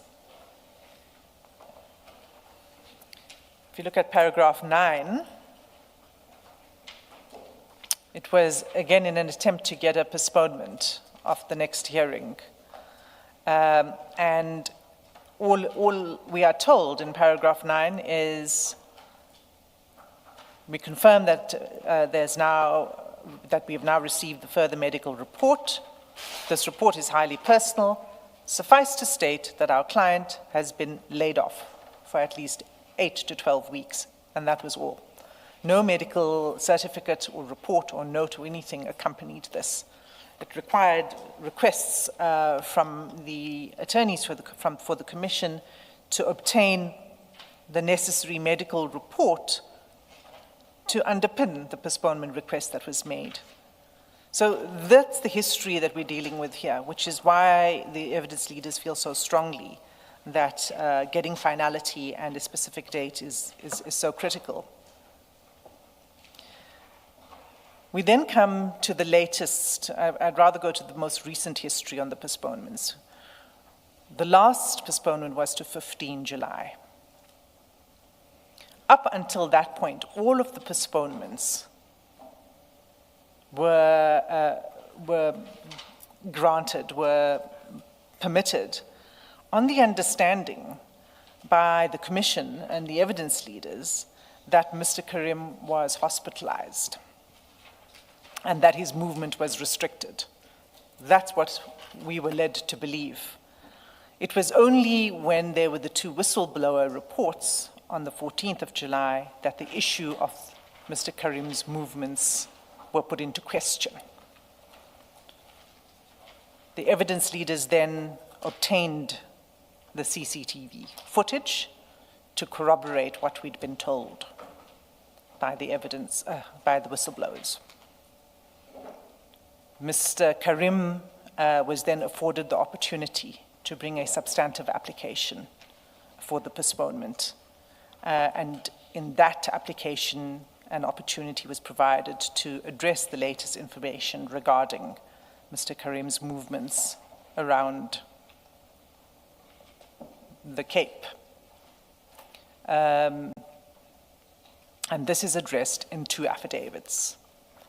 The one, as we've already been talking about, is by his second wife, and the second affidavit is by his doctor.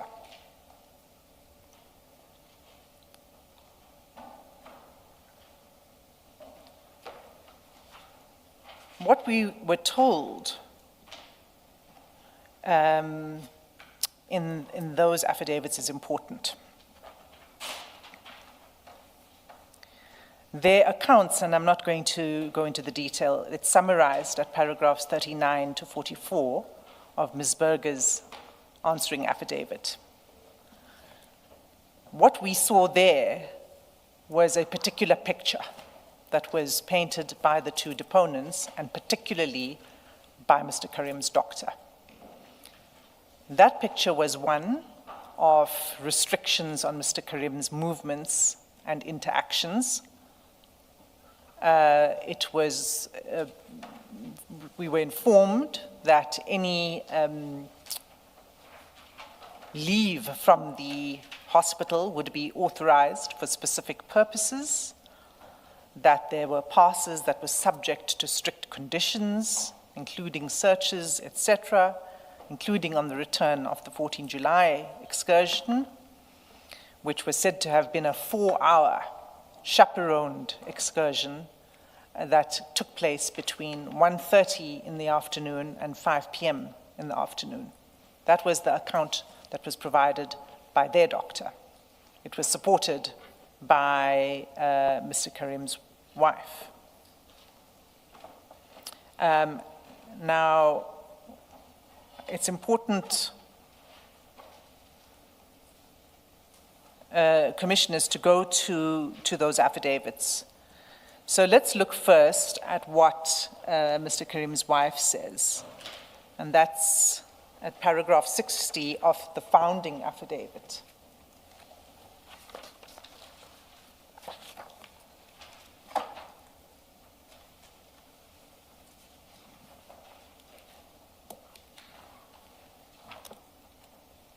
if I could ask the commissioners to read paragraph 60 and its subparagraphs,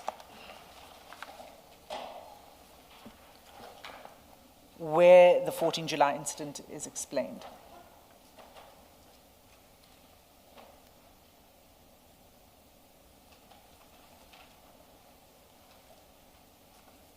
I'd like to place emphasis on 60.2, where it says, we departed the facility at 1:30. Then 60.3, and the description of the Kauai engagement. 60.4,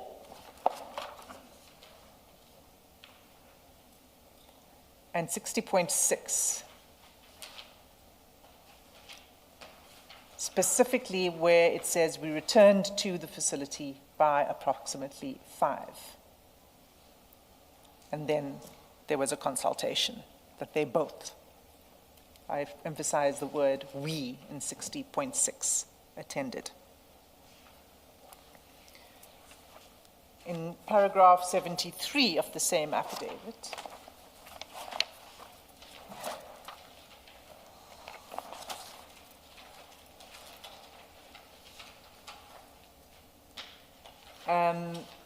the deponent summarizes all travel since 13 April 2026. And I draw your attention to paragraph 74, where the deponent says, my husband undertook no other travel during this period and did not travel to Mahikeng or any other location in the Northwest.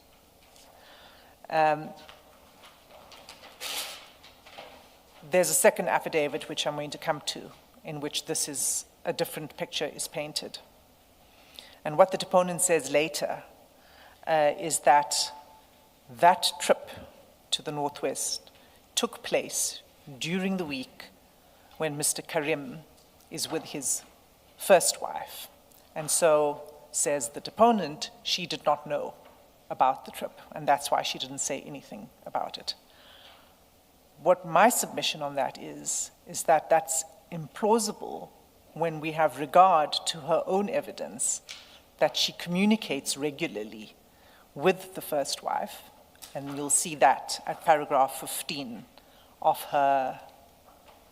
this affidavit, of the founding affidavit. But what about the fact that she says this was the first wife's week, and that she might have missed this visit to Mafikeng or Mahikeng because of that fact?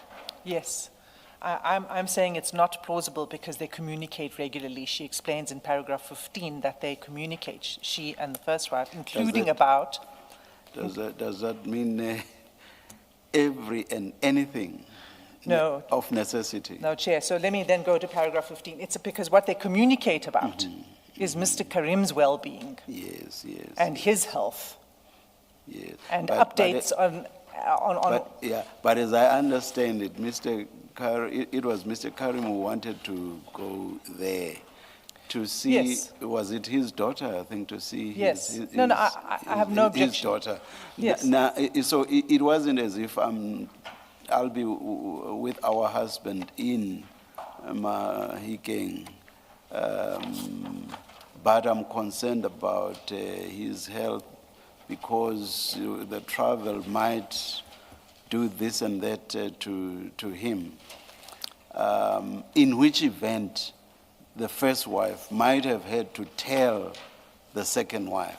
Now, this is just a visit to the daughter, which was quite important to Mr. Karim, because as I understood it, he had not seen her for... Sure, we don't even need to get into that. We don't take issue with his wanting to visit. But my point is, with nothing that has been suggested about his health and him going there, I do not see why it would have been necessary for the first wife to tell the second wife about the Mahikeng For this visit. reason. for this reason, Chair, because there was a medical incident. Sorry? There was a medical incident. That, which, by the way, which resulted in his... In the second wife, in his... accompanying in Mr. his Karim. return, in his Correct. return. Ah, okay, okay. Correct. No, I get it. I'd forgotten about the sudden need for him to return, yeah. That's right. And it was the deponent who took Mr. Karim to the doctor and accompanied him and was with him during the consultation.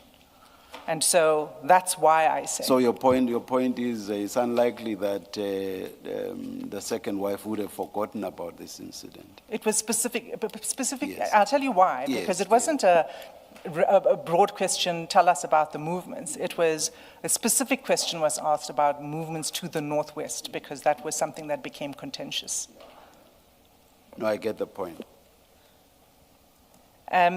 Then we have the doctor's version on the 14 July in his first affidavit. And we'll find that at paragraph 45, and I think it's page 43. 43, thank you.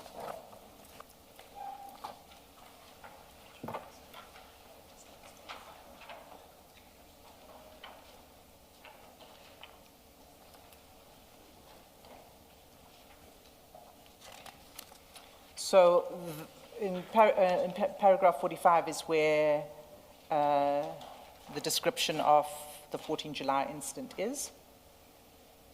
And what's important here is the confirmation that it was 4 hours, that it was for the purpose of purchasing toiletries, over-the-counter flu medication.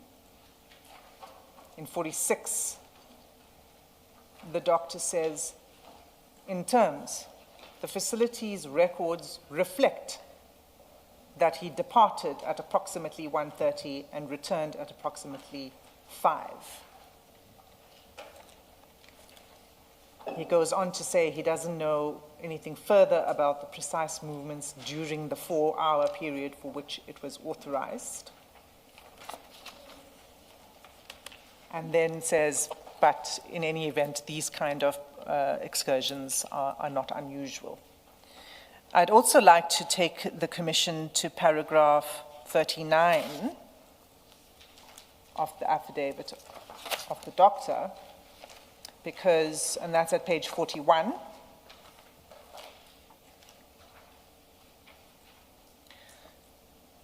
Here too, the doctor says, in terms,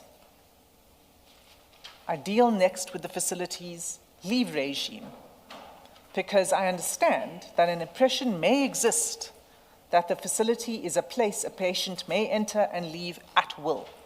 That impression would be false. And then he explains there's only 1 or 2 ways that a person could leave on the pass of the treating doctor.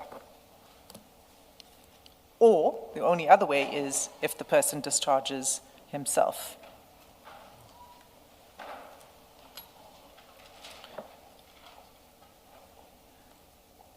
What happened next was that the evidence leaders obtained geolocation data.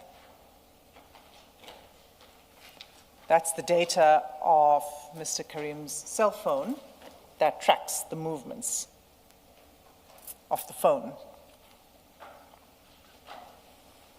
We know from the first, from the first deponent that Mr. Karim keeps his phone with him.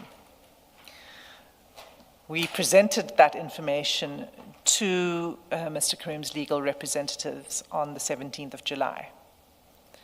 That then prompted 2 further affidavits. So, if I can just go to the first, it's the supporting founding affidavit.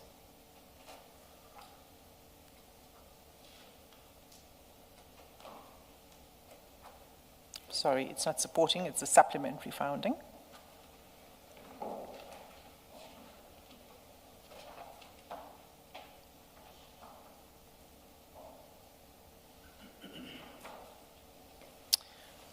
What we see now, what page is it on? It's page 58. That's where it starts. You want to take us to which? To the paragraph. I'll do that, Chair. Oh, all right.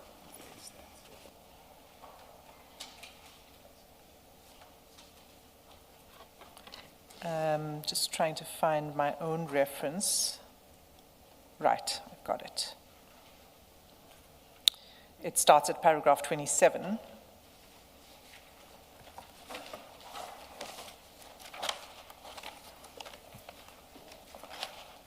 Page 67.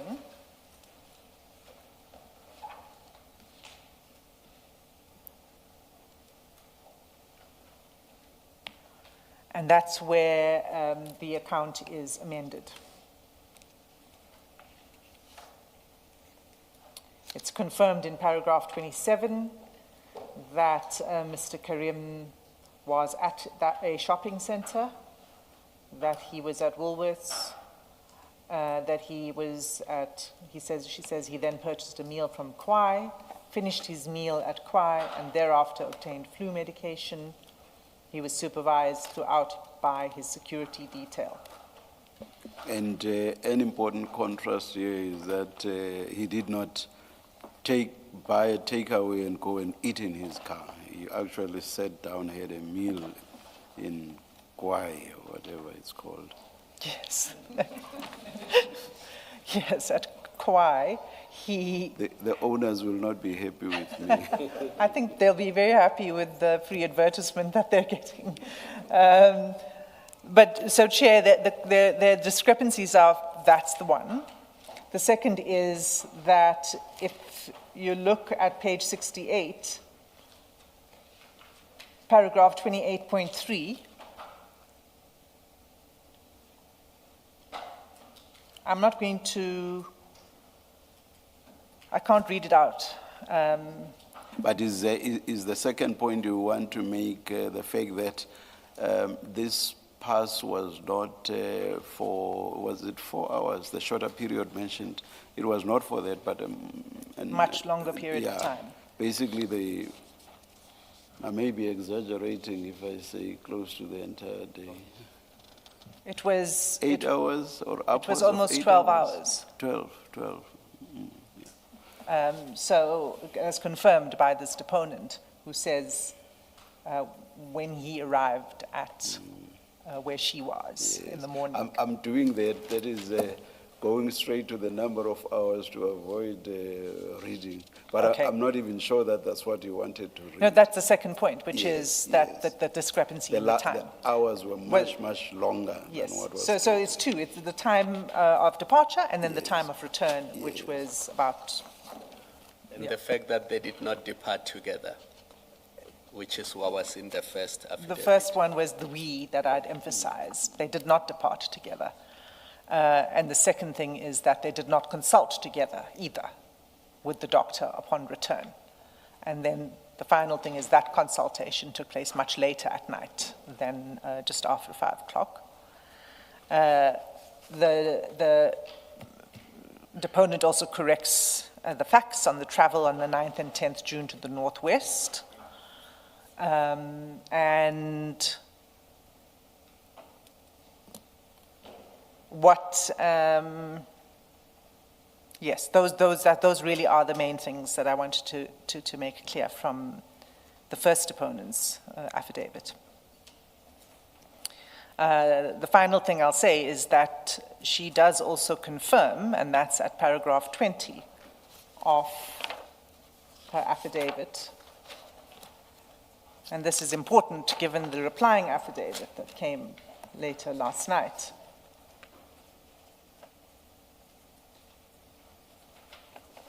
Paragraph 20,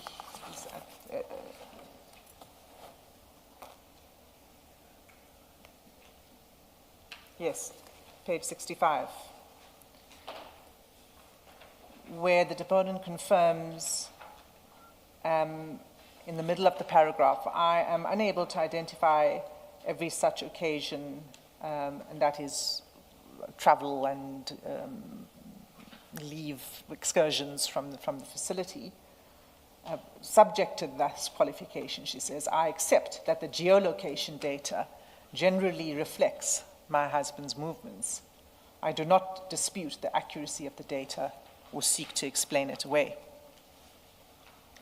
We've explained in the answering affidavit the analysis of the maps and the geolocation data and what they show. And what they show is that almost every single day, Mr. Karim leaves the facility. And that on most days, he's out of the facility for at least 8 hours, sometimes longer. So which is what my learned friend was objecting to, the inverse inpatient reference that was made in the answering affidavit, was that he spends more time outside of the facility than he does inside the facility, is really the point of that. So what we get now is a materially different picture from what we first had. And when I say what we first had, I'm saying let's go back. I'm not going to do it now, but if you go way back into history from April, the picture keeps fluctuating. And it fluctuates recently when Mr. Karim's, when the deponents are provided with objective information from the Commission that changes the version that they initially gave. So that information is not information that is in our knowledge. That's within their knowledge.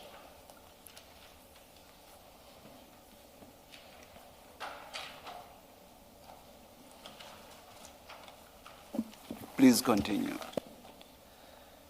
So what the crux of the point here is, Chair, is that these shifting accounts in the affidavit are important because they show that each time that the deponents are presented with, confronted with objective evidence concerning Mr. Karim's movements, the explanation changes.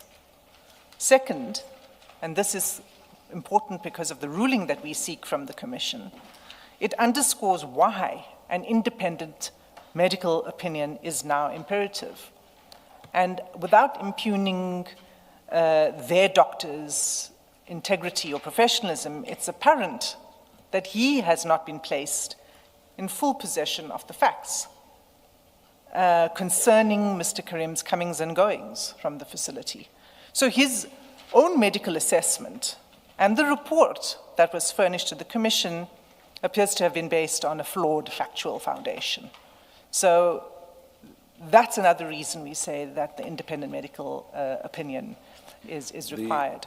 The doctor, you've referred us to 4841, where the doctor states that a patient may only leave the first, and underline only in one of two ways, which is a pass by the doctor, and also if a patient wants to discharge themselves. But in the later, should I call it what, a supplementary affidavit? Yes. In that one, the doctor now makes a suggestion that other people may, I hope I understood it correctly, other people may, I don't know whether actually issue passes or allow a patient to go out, but other people now are involved, whereas in 40 he said only only one of two ways, a pass by the doctor or. So now what the doctor says, and it's at paragraph 16 specifically, is that if he's not available, then the nurses will authorize. That's the point I'm making. Thank you. Yes. So which is a very fundamental change from the first affidavit. You don't need to have been presented with this data that we provided him with of the geolocation of the phone and the movements that we obtained independently in order to make an accurate statement from the get-go about how movements take place in the facility. And it is quite telling that you have these movements in the allegations on Mr. Karim's side, not by one person only.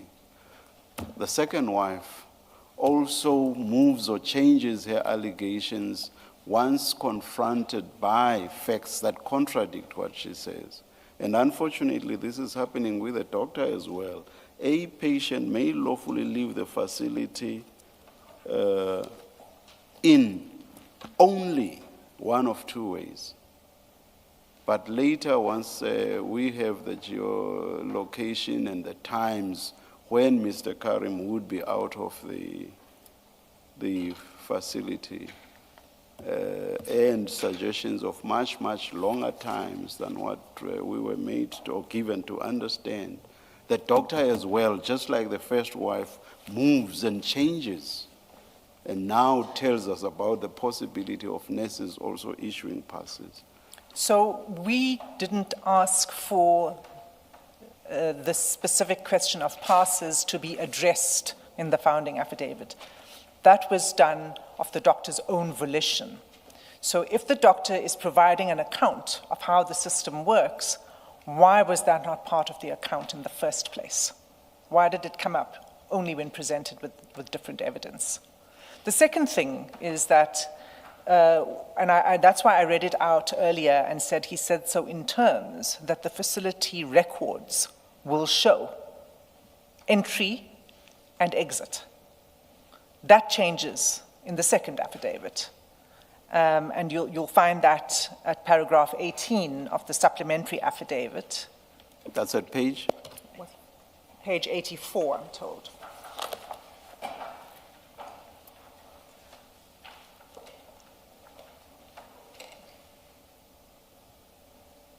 So just paragraph 16 on that page is the nurses.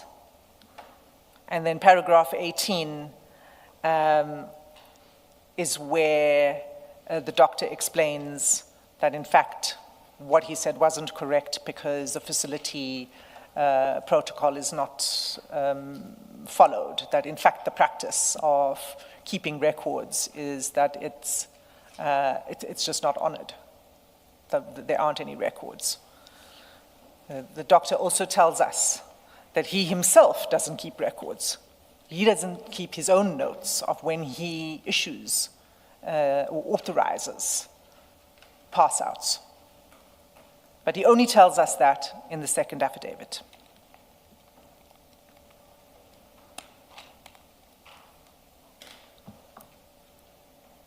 Sorry, bear with me, Chair, please. I'm trying not to make a mistake again, so I'm going a little more slowly. The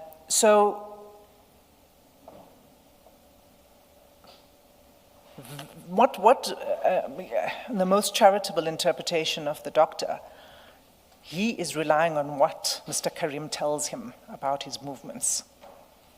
He now knows that he's not being told the truth about the movements. But all those facts were the facts that he based his information on when he gave us these reports. Those reports do not hold true anymore. So my learned friends... Although that charitable interpretation would not apply to the categorical statement that doctor makes, which is people go out only, and he specifies the circumstances under. Yes. So your charitable interpretation cannot apply. Maybe I'm being too charitable. But the point I'm not suggesting you should not be, but I'm just saying it cannot apply to that categorical statement. No, it can't. Nor to the. I'll leave it there. I agree with the chair on that.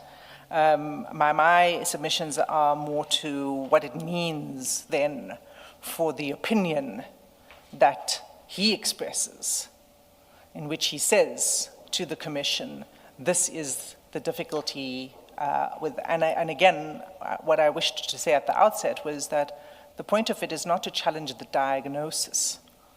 It's to say, what we're concerned about is functionality. What is Mr. Karim's ability to engage with questions and information and evidence that may need to be provided to the Commission? That's what we're concerned about. We're not concerned with dislodging anything else, although it may become necessary, and I'm not going to preempt the independent medical assessment that will come. That will give us a better picture, of course. So we can't rely on that. So to say that this report by the doctor is definitive falls on that basis. But the argument that the doctor's report is definitive is also extraordinary for another reason, because it itself is a breach of the professional guidelines that are referred to by our doctor in his affidavit. I assume And you will obviously address the issue raised by Mr. Premhid, that applies in the context of forensic what? Yeah, which Mr. Premhid submits. That's not the instance here. In fact, it's exact opposite. It is exactly the circumstance here. I'm coming to that doctor's report, but it's precisely, those guidelines were prepared for precisely the scenario that we're facing today. So I'll come to that. For now, what I wish to say. I must say, I didn't quite understand why this is not forensic, and which is why I put the question to Mr. Premhid, but we'll hear you when you get there. Thanks, Chair. What my learned friend argues is we must accept the opinion of their doctor. That opinion, as we will see when we get to our experts' report, is provided in breach of those guidelines, those professional guidelines, which say that a treating doctor should not be the person to provide an independent assessment, and of this is the critical thing, of the individual's, the patient's capacity, which the commission is expected to consider, right? The objective determination of the capacity. So we're not talking about diagnosis, but it's about objective assessment of that person's capacity to participate in these proceedings. The guidelines say that it should not be provided by the treating doctor because the treating doctor is inherently subjective and an advocate for the patient, and I'll come to it because he says more things, and I'd rather refer directly to what our expert says. But so that's the thing, this is the first thing, right? But we must accept it, says my learned friend. And then what they say is, and with the support of their doctor, they say that then the witness must be insulated from any examination by an independent specialist. And no one is able to then assess whether that conflicted, what we say is a conflicted determination of capacity by the treating doctor is in fact reliable. Because we've gone through the passages, I'm not going to go back there, the paragraph 73 and 73 of their doctor's affidavit saying that there should not be an independent examination. I don't know yet where we stand on. I know there was a discussion about interposition of another physician, etc. That's not what we are proposing in any event. We're proposing something that is entirely squarely within the professional guidelines. So they say, and they've been saying to us, and Chair, let me just say in response to the question you posed to my learned friend about, sorry, I wanted to, don't forget the point you wanted to address now. But I wanted to say, is it not semantics to say the IM, is it E? Yes. That the IME issue differs from interposing a different doctor. I don't quite see the difference you appear to be seeking to draw, because you would still be bringing in a doctor that's not the treating doctor. That's right. So why you would say that's not interposing another doctor, I don't quite, yeah, it's not a serious issue really. It's a, maybe not, but it's important because we want to address the concerns that have been raised. Okay, all right. And it has been addressed by our expert, who explains that doctor doesn't take over the treatment of the individual. The suggestion about interposing is not about this doctor that's being interposed, taking over. It's not about that. It's just for purposes of also doing an assessment. Yes. with a view to either confirming or not confirming what the treating doctor has said. So I'm not quite sure that I get, I Well, still do not get the difference you are saying. Okay, that was my understanding of the difference, but if the interposition goes to what the chair is now saying to me, That's- which would include that, well, then That's all I meant Right. when I used the word interpose. That's all I meant.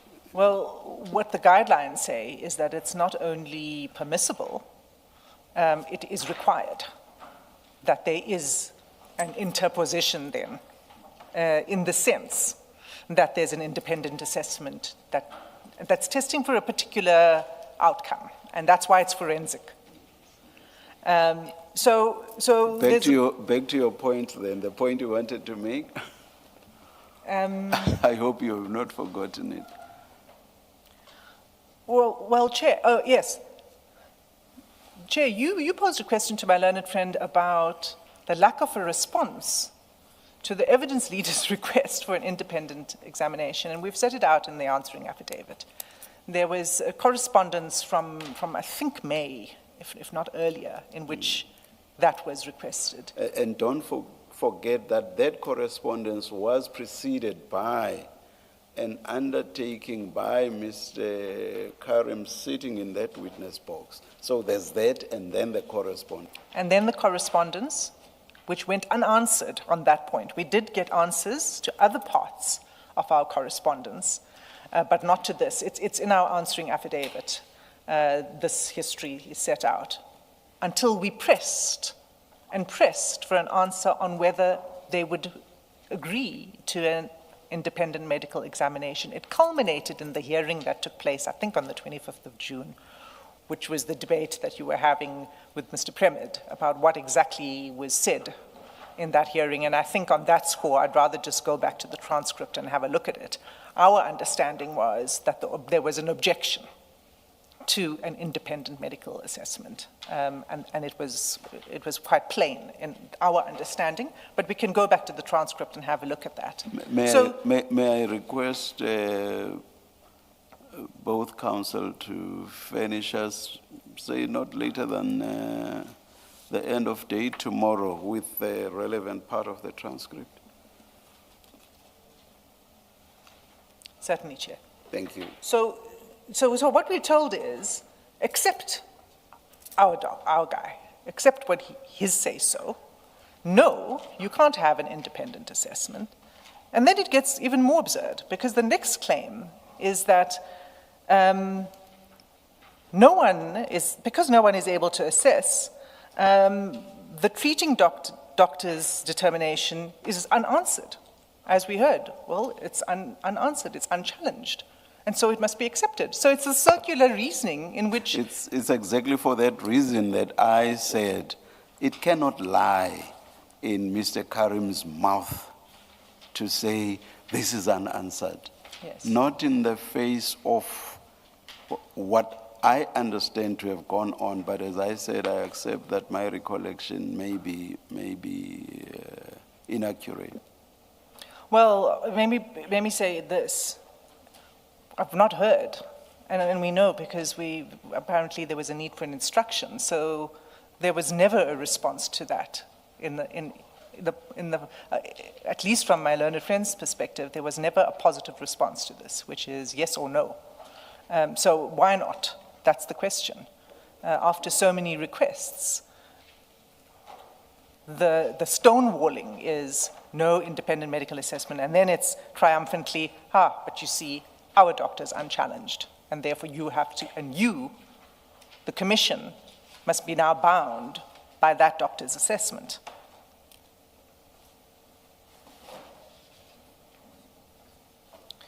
So I think what I should now do, and I would say this, that if their doctor had given a response to our doctor's affidavit, we might have also, perhaps this would have been there would have been a shortcut through this. But there is no response. Our expert is unchallenged, in fact. And I'd like to go to our expert's report. What page is it on?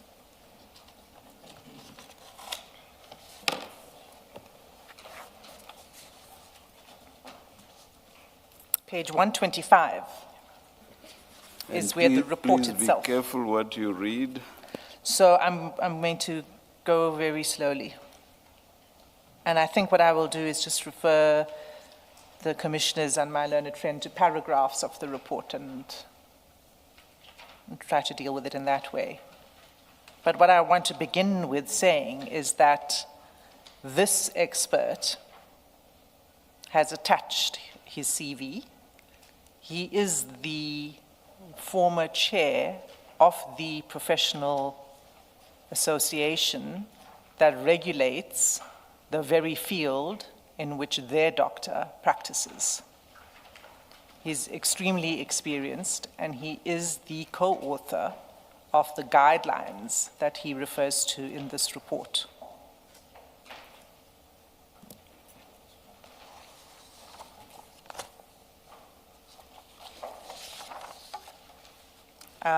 I'd like to go to page 126, paragraph 5. So maybe before you do that, if you could just refer to, without necessarily reading it, paragraph 3, because it sets out the purpose of this report. And I think it's important on the back of Mr. Premet saying that this expert has not countered. Well, yes, no, so this expert was not asked to do an assessment on paper of Mr. Karim, nor could he have been able to do so because all that he was provided with was their doctor's affidavit.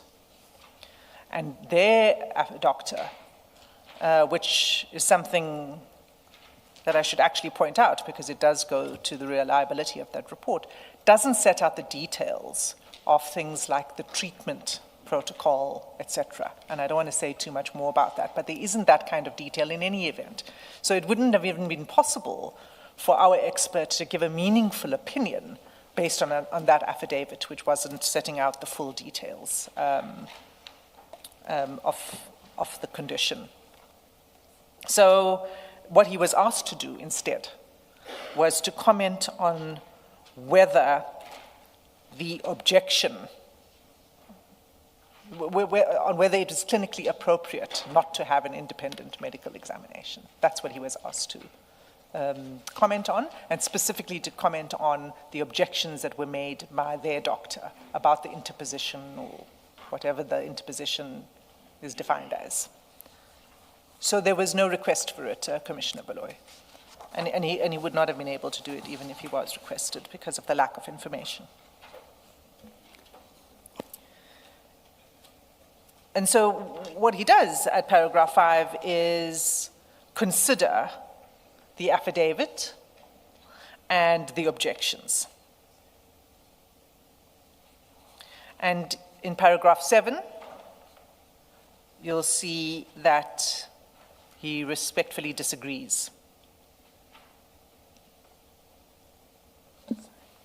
I noticed that your time is up.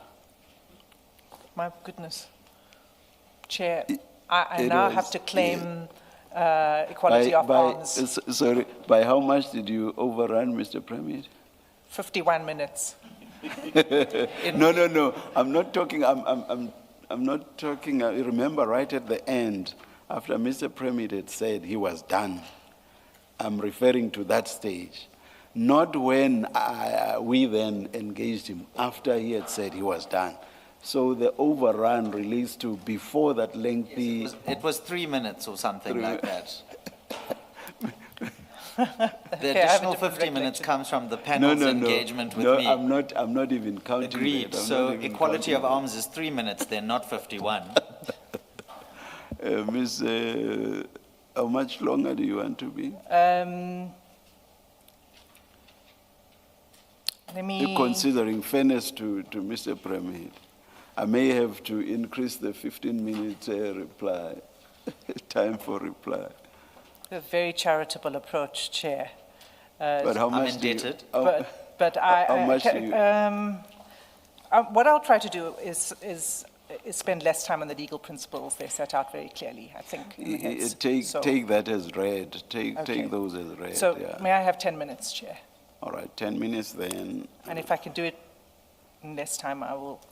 And one way to do it is to refer the commissioners to the paragraphs, the relevant paragraphs of our experts' affidavit. The statement, it speaks for itself. Yeah. The disagreement is in two respects. One is that it disagrees that an independent opinion should not be obtained, and second, he disagrees that if there were to be an interposition, that there would be therapeutic harm. In fact, he says not to do so, to require the treating doctor to provide the opinion threatens that therapeutic relationship between the doctor and his patient. So I'm just going to say paragraph 10.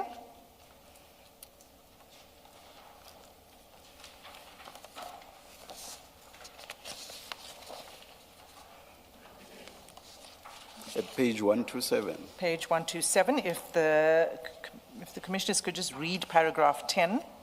I can't deal with it reliably, it would be too risky, but it explains why the independent medical examination has become a necessary part of the guidelines, because you need an objective view in the context of.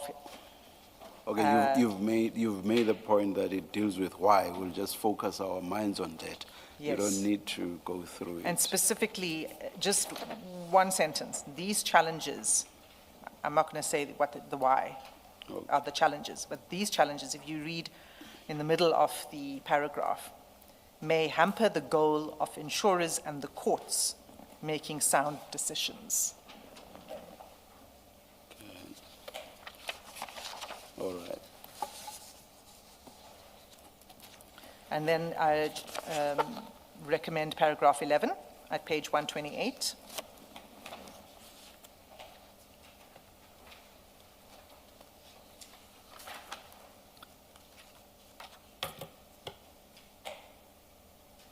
Okay, we see that. And paragraph 14.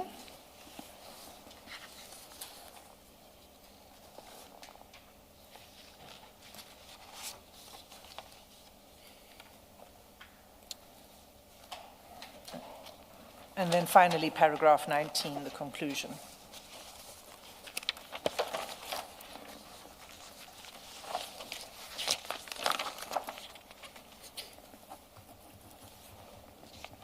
Got that. Then, Chair, what I would also commend to the Commission is the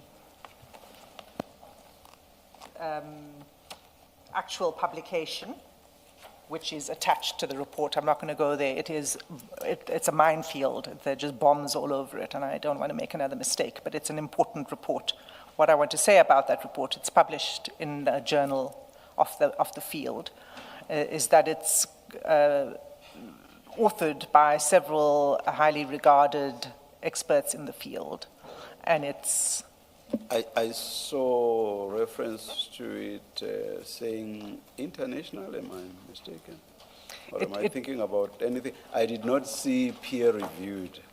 I believe it is a peer-reviewed journal. Okay. But I could be, I'll stand to be corrected, and I can double check whether it is in fact. It is the journal of the profession. Mm-hmm. It's accredited, I saw that. Mm-hmm. I can't remember if it said peer-reviewed. In our field, in the legal field, it would never be accredited if it is not peer-reviewed. Indeed, Yeah. indeed so. So, and the one other thing you might have seen is the reference, because part of the literature, this is not a purely South African approach, these guidelines. So this report, these guidelines that are published in the journal also rely on medical literature from other parts of the world. And we referred to one, in fact, we pulled out an abstract of that article for the assistance of the Commission to show that this is not something that is unique to, it's not something that comes out of Mr. Expert's head. I'm stopping on that now. Yes.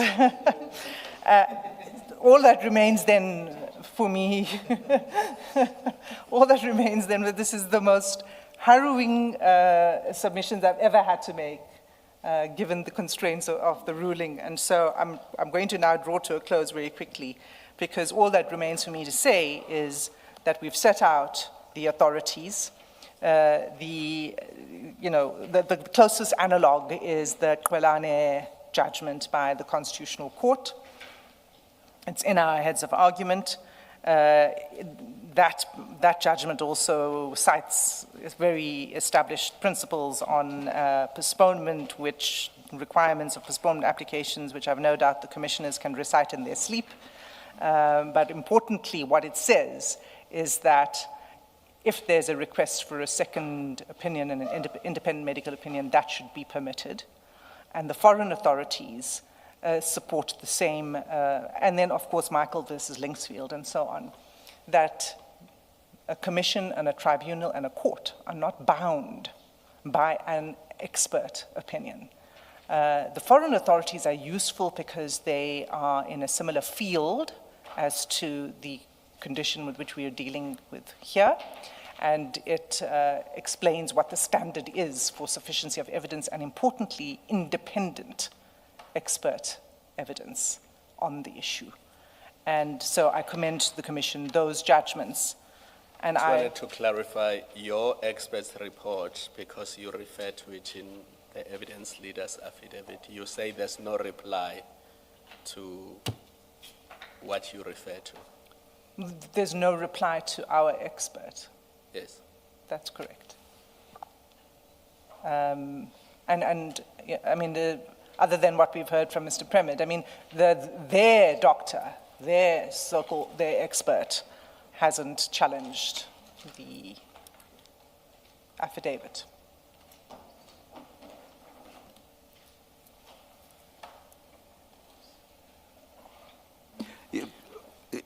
So, Chair, we request that a postponement on the Never Never must be rejected.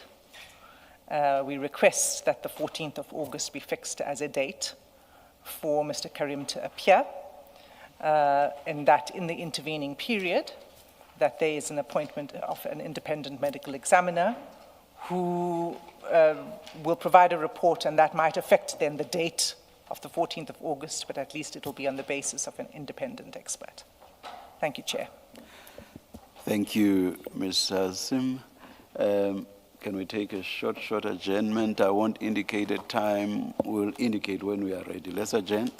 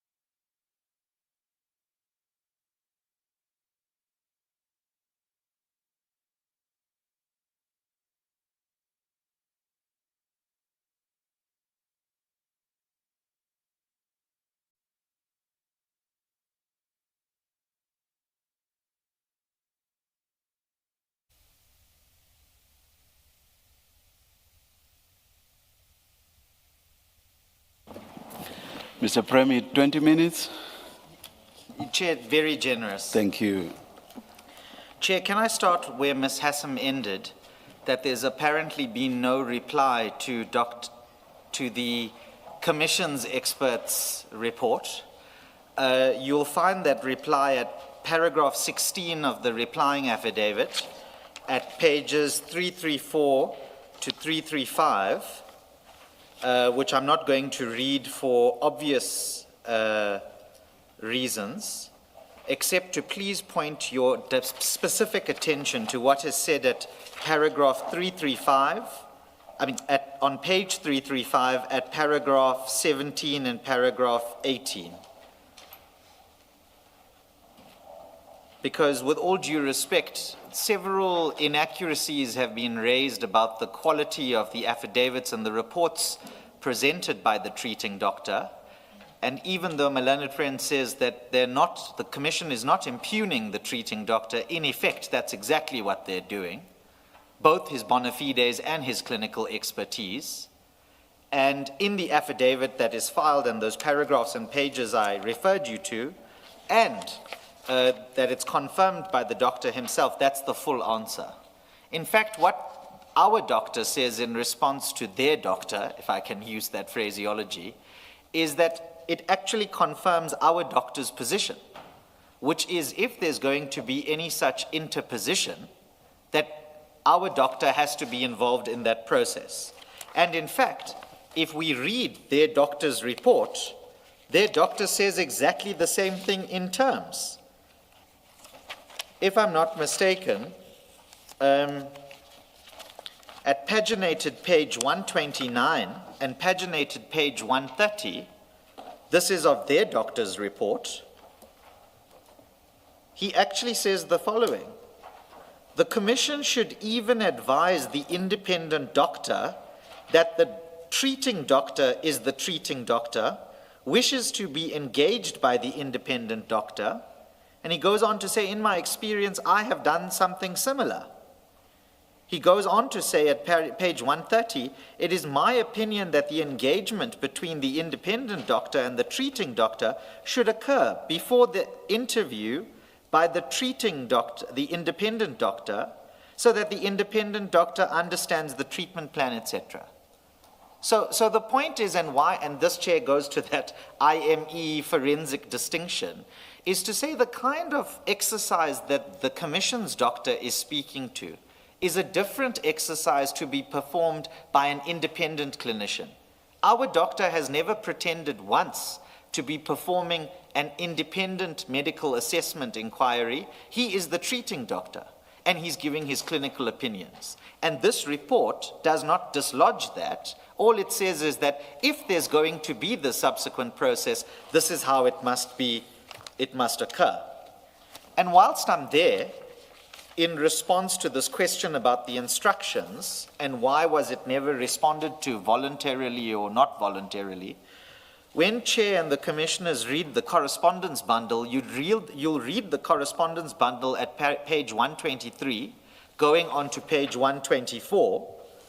And at page 123, all I'll emphasize is that paragraph 10.1, which says, before our client takes a final position on the Commission's request for independent examination, the evidence leaders are required to identify a series of things, and then over the page, it goes on to 10.2. I only highlight that because it's not as if it's accurate to say that there's been no response.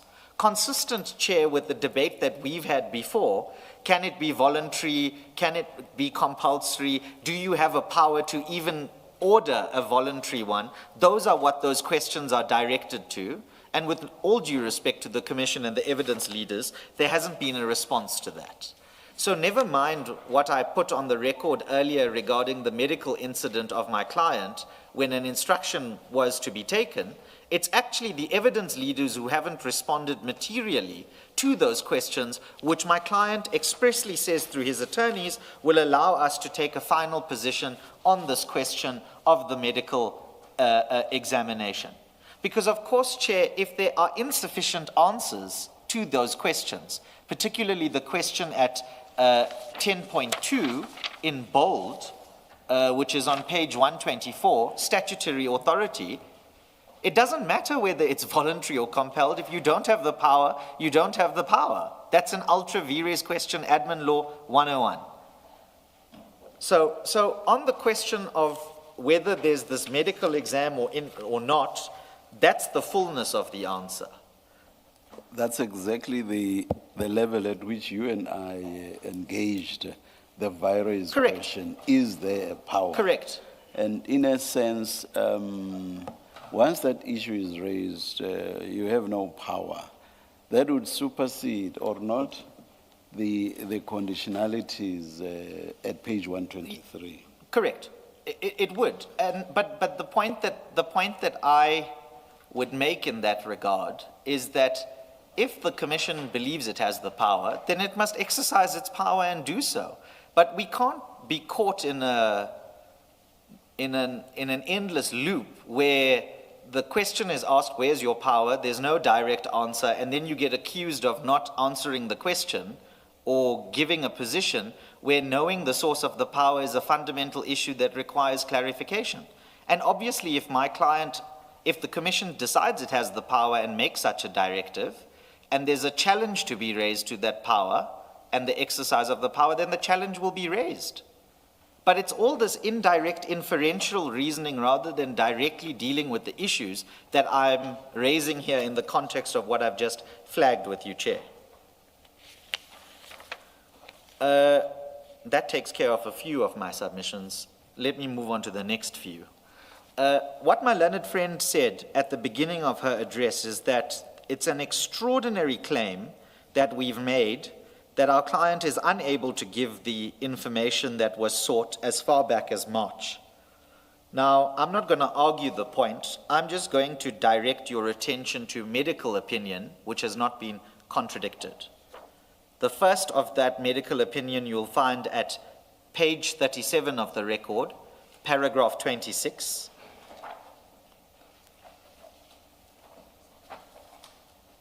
And I would emphasize that when you read, look at what it says as lines 2, 3, and 4, starting with it materially and ending with the words identified triggers. That's medical clinical opinion as to what or why the information can't be given. Mr. Premier, this doctor only saw your client from when? Because the period from March until 13 April, he cannot express an opinion on that. He simply does not know what the position was. He was not there. I'll respond to you in 1 second, Commissioner Kumalo, if I may.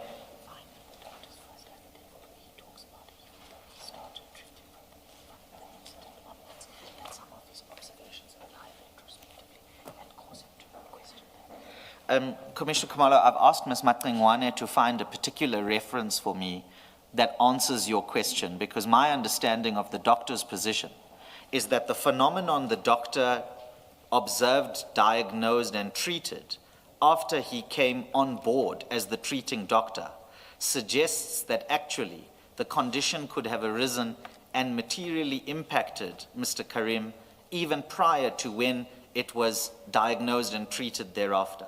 So I accept your... Yeah, but that's speculation. Well, it's... And with all due respect, I'm not sure if you can say that having regard to what the doctor has himself said, but be that as it may, if it's speculation or if it's not speculation, that can be tested.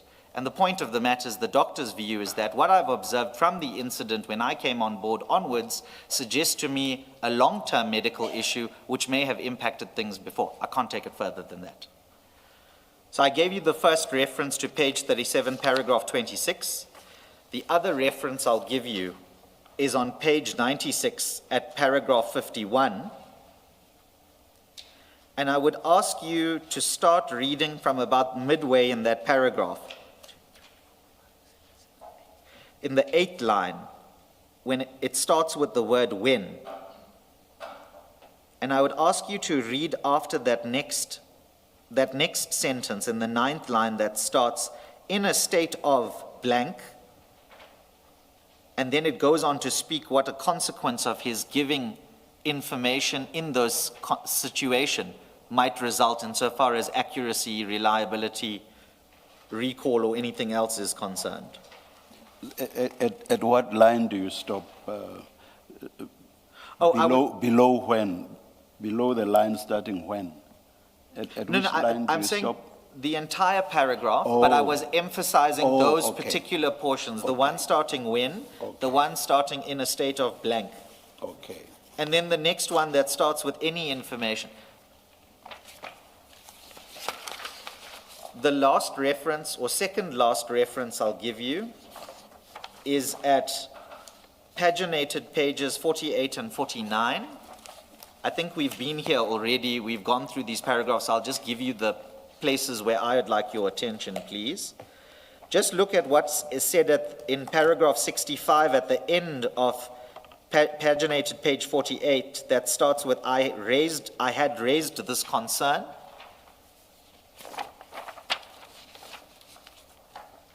And what he says at the end of that page, interaction, words, words, words, until the full stop. And then I would say, when you're looking at page 49 at the top, still paragraph 65, look at what is in the third last line that starts with rather, and what the conclusion is regarding any information that may have been given or may have been procured.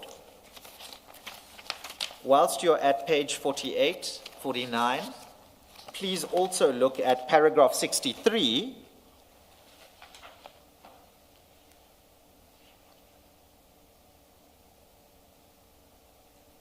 and then what follows. Commissioner Kamala, I say expressly, I don't think that answers the challenge in the way that you put it to me, but I've asked Ms. Matlingwane to find that reference. The pressure is on her now. From 4 May, I get it. Yes. But from No. March, April. I know.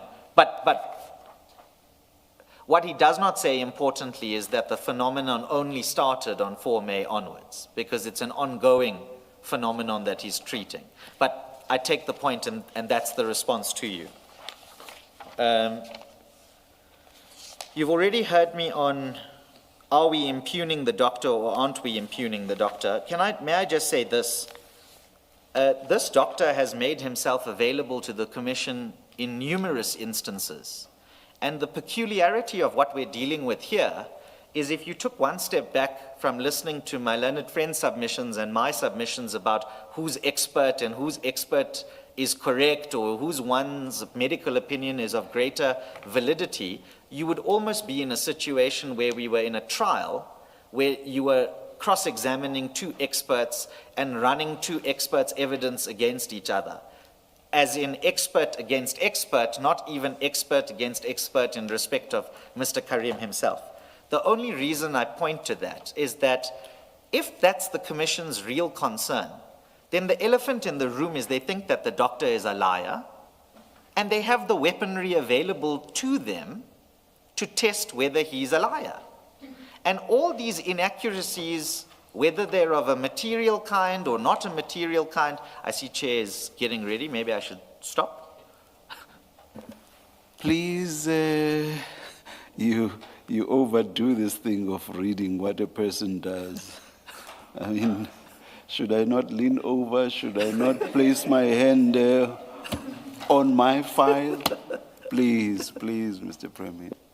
Oh, sorry, Chair, I thought you were going to engage me on what I was saying. That's why I preemptively stopped. I also have the other problem when the judge is trying to intervene and I don't then yield, I remember at the Constitutional Court you reacted to two of my facial expressions. Yes, indeed. But I don't mind that because you found for me on that occasion, so that's fine, Chair. Unlike what happened in the interdict yesterday, but that's besides the point. Chair, what I'm saying is that if this doctor is so unreliable, or his evidence is so open to doubt and to question, why on earth would this doctor under oath volunteer himself to come and give evidence and be cross-examined under oath? The approach of the Commission, with all due respect, has not been to take a benign or neutral position towards Mr. Karim, the deponents of Mr. Karim's affidavits, and even the treating doctor. it's been that, and I'm speaking in forceful language, but I preface what I'm about to say with the fact that my learned friend didn't put it in these terms, but this is the conclusion, and we must call it out for what it is. In their view, the evidence leaders' view, Mr. Karim is avoiding accountability at all costs. He's using the deponents of the affidavits and treating clinicians to aid him in order to do so. And that's why they want to unpick, with all due respect, the most direct medical evidence in front of the Commission in order to go after Mr. Karim.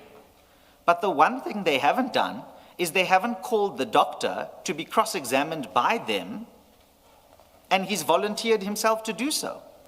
So that's why this weird world in which we exist, with all due respect, is a difficult one for Mr. Karim's legal team to have to engage in, because even when the doctor volunteers himself, instead of bringing a rebuttal witness to directly deal with his clinical views, which is a possibility they could have done, or by calling him through a subpoena to come give evidence in camera and be cross-examined, they want to put up all kinds of geolocation data and CCTV footage to impugn the doctor's medical views through the back door where there's no clinical basis to do so. No, Mr. Pramit, I think it's grossly unfair that you would formulate the position of the evidence leaders to impugn the medical opinion. They are lay people. They're lay people, they could never pretend to do that, and I've not understood them to be doing that. That is different to speaking to the facts alleged by the doctor. When the doctor says the hospital protocol is that you can only leave in 2 circumstances, that's not a medical view that he has expressed. He's alleging a fact, and it's relevant information to be brought to the attention of the commissioners through the evidence leaders. And the geolocation material, as Ms. Hassan says, what has always been the impression is that Mr. Karim is in hospital. He's confined to a hospital, right? And once there was information that, in fact, he doesn't spend all his hours in a hospital, that's relevant information to be brought to the commission. So you have absolutely no basis to criticize the evidence leader's position as being to impugn the medical opinions of the medical conclusions and opinion of the doctor. I would be shocked if that's what they were doing. Me too, with all due respect. My first question would have, and that's not what is in the papers. My first question to Ms. Hassim would have been, on what basis? In the same way, in fact, that I would like to ask the question, the deponent to the replying affidavit is a lay person. On what basis could she pretend to answer the commission's expert views, as you have referred us to a paragraph, right? Is that an answer really in response to the concern raised by Ms. Hassan that there is no reply or answer to the commission's expert? So let's not fudge things for whatever purpose, we're seeking to achieve. As I see it, or as I understand it, the simple position is this. There are certain facts that have been relied upon by the deponent to the affidavits of Mr. Karim, supported by the doctor's affidavit. All that has happened is to answer those factual or to raise issue with the facts as set out, and none of it speaks to the medical conclusions. I differ with you there. Maybe my co-commissioners agree with you, but I differ with you. I do not see that. I actually agree with Commissioner Valoi. What the evidence leaders have done is to say Mr. Karim must be subjected to an assessment by an independent doctor. And that's exactly because they, as evidence leaders, cannot purport to contradict the Mr. Karim's doctor's opinion. That is why there's this insistence on let Mr. Karim be subjected to an assessment by, it would be that independent doctor that would counter all of the clinical conclusions reached by Mr. Karim's doctor. So at this stage, the point you make has not been reached, at least not on my understanding. Well, but that, yes. Sorry. But of course, a point is made, but on what Commissioner Baloyi refers to as facts. A point has been made that with regard to those facts, even what Mr. Karim's doctor says, there has been a shifting Yes. of the goalposts, even by the doctor Yes. himself. That's a factual issue, and the evidence leaders are perfectly entitled to challenge the doctor on that. I accept that, but then I would ask, my next question would be to what end and to what purpose? Because on the question of factual discrepancies, both of the deponents to the affidavit full square deal with the circumstances under which they were expected to depose to affidavits and the pressurized circumstances that they had to deal with various issues. And that's explained at pages 75, 76 for the one deponent, and with the other deponent, specifically on the medical records issue, you'll find that at 84, 85, and 86. So if there's an issue about the facts, so to speak, and the conclusions or the inferences that the commissioners are being invited to make as a result of these so-called inaccuracies, there's actually an explanation. They are not so-called. They are inaccuracies, and Mr. Karim's case, as we sit here, actually accepts those, that they are in fact inaccuracies, hence the shifting of goalposts. So they are not so-called. I withdraw the word so-called. To the extent that there are inaccuracies on the papers, they're dealt with fully, and the surrounding circumstances around how those inaccuracies arose are fully dealt with. It's not uncommon in urgent applications, for example, that sometimes a deponent doesn't fully remember what it is they otherwise ought to have remembered. And it's only when they are advised of something in an answering affidavit that then in the reply they give the fuller account and context because of the pressured circumstances in which they were deposing. So all I'm saying is that let's accept the inaccuracies are for what they are. It's maybe unfair is too strong a word, but it's unfortunate to draw any adverse inference by the mere fact of those inaccuracies in circumstances where there's also an attempt to explain how those inaccuracies arose.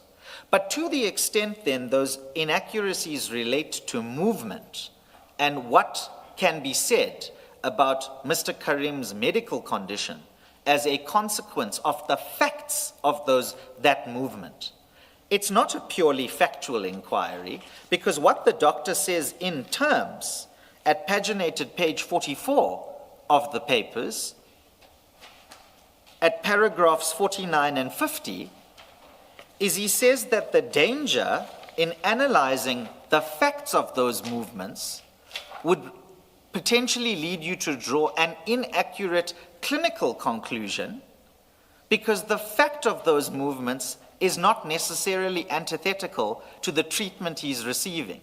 In fact, in another part of the affidavit, he actually says that it might form part of the therapy process. So I accept what Commissioner Baloyi puts to me. Commissioner Baloyi rightfully says that they're not impugning his clinical diagnosis, they're just relying on these factual issues to say there's a problem here, and I'm being loose in my language.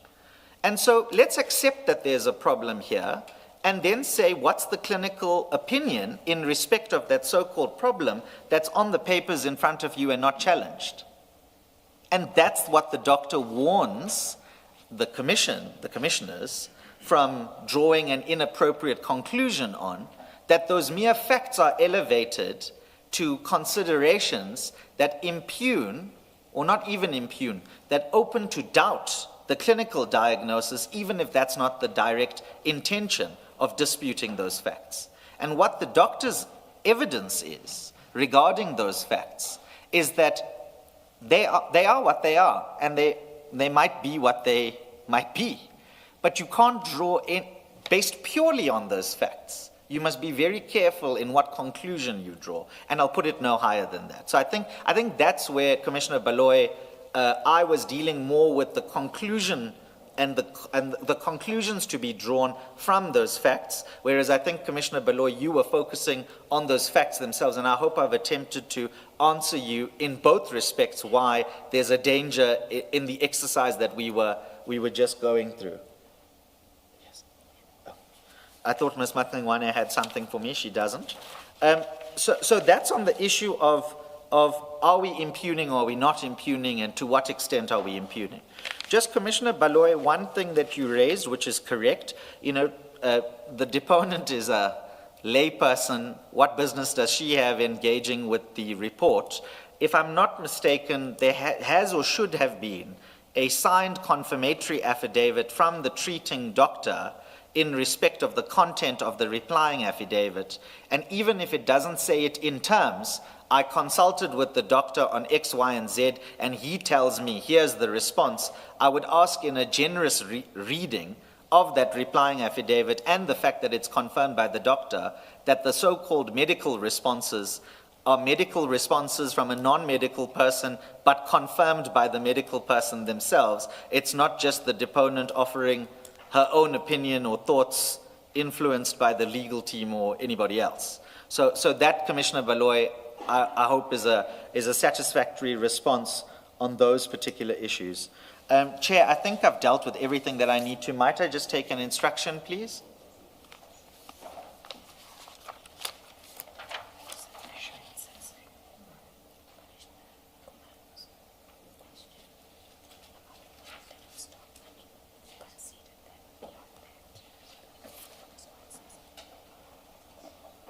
Oh, yes. I'm indebted to Ms. Matlingwane. Commissioner Khumalo, back to our debate about the timeline and the date and when it started and everything else.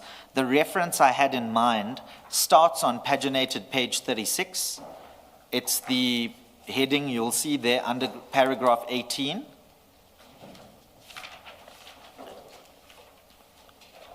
And then through you, Chair, Commissioner Khumalo, over the next page, well, it starts at the bottom at paragraph 22. 18 says exactly what I said. Yes, agreed. And then I'm asking you to read 22 at the bottom of that same page,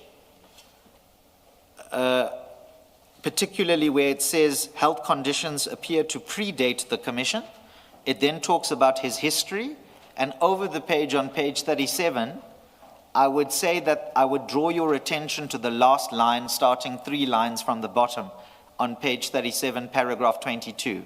It starts with, I emphasize this because the underlying blank, blank, blank. I know that might not be satisfactory to your question. I'm just giving you the reference that I had in mind when I answered your question. It's also factually incorrect.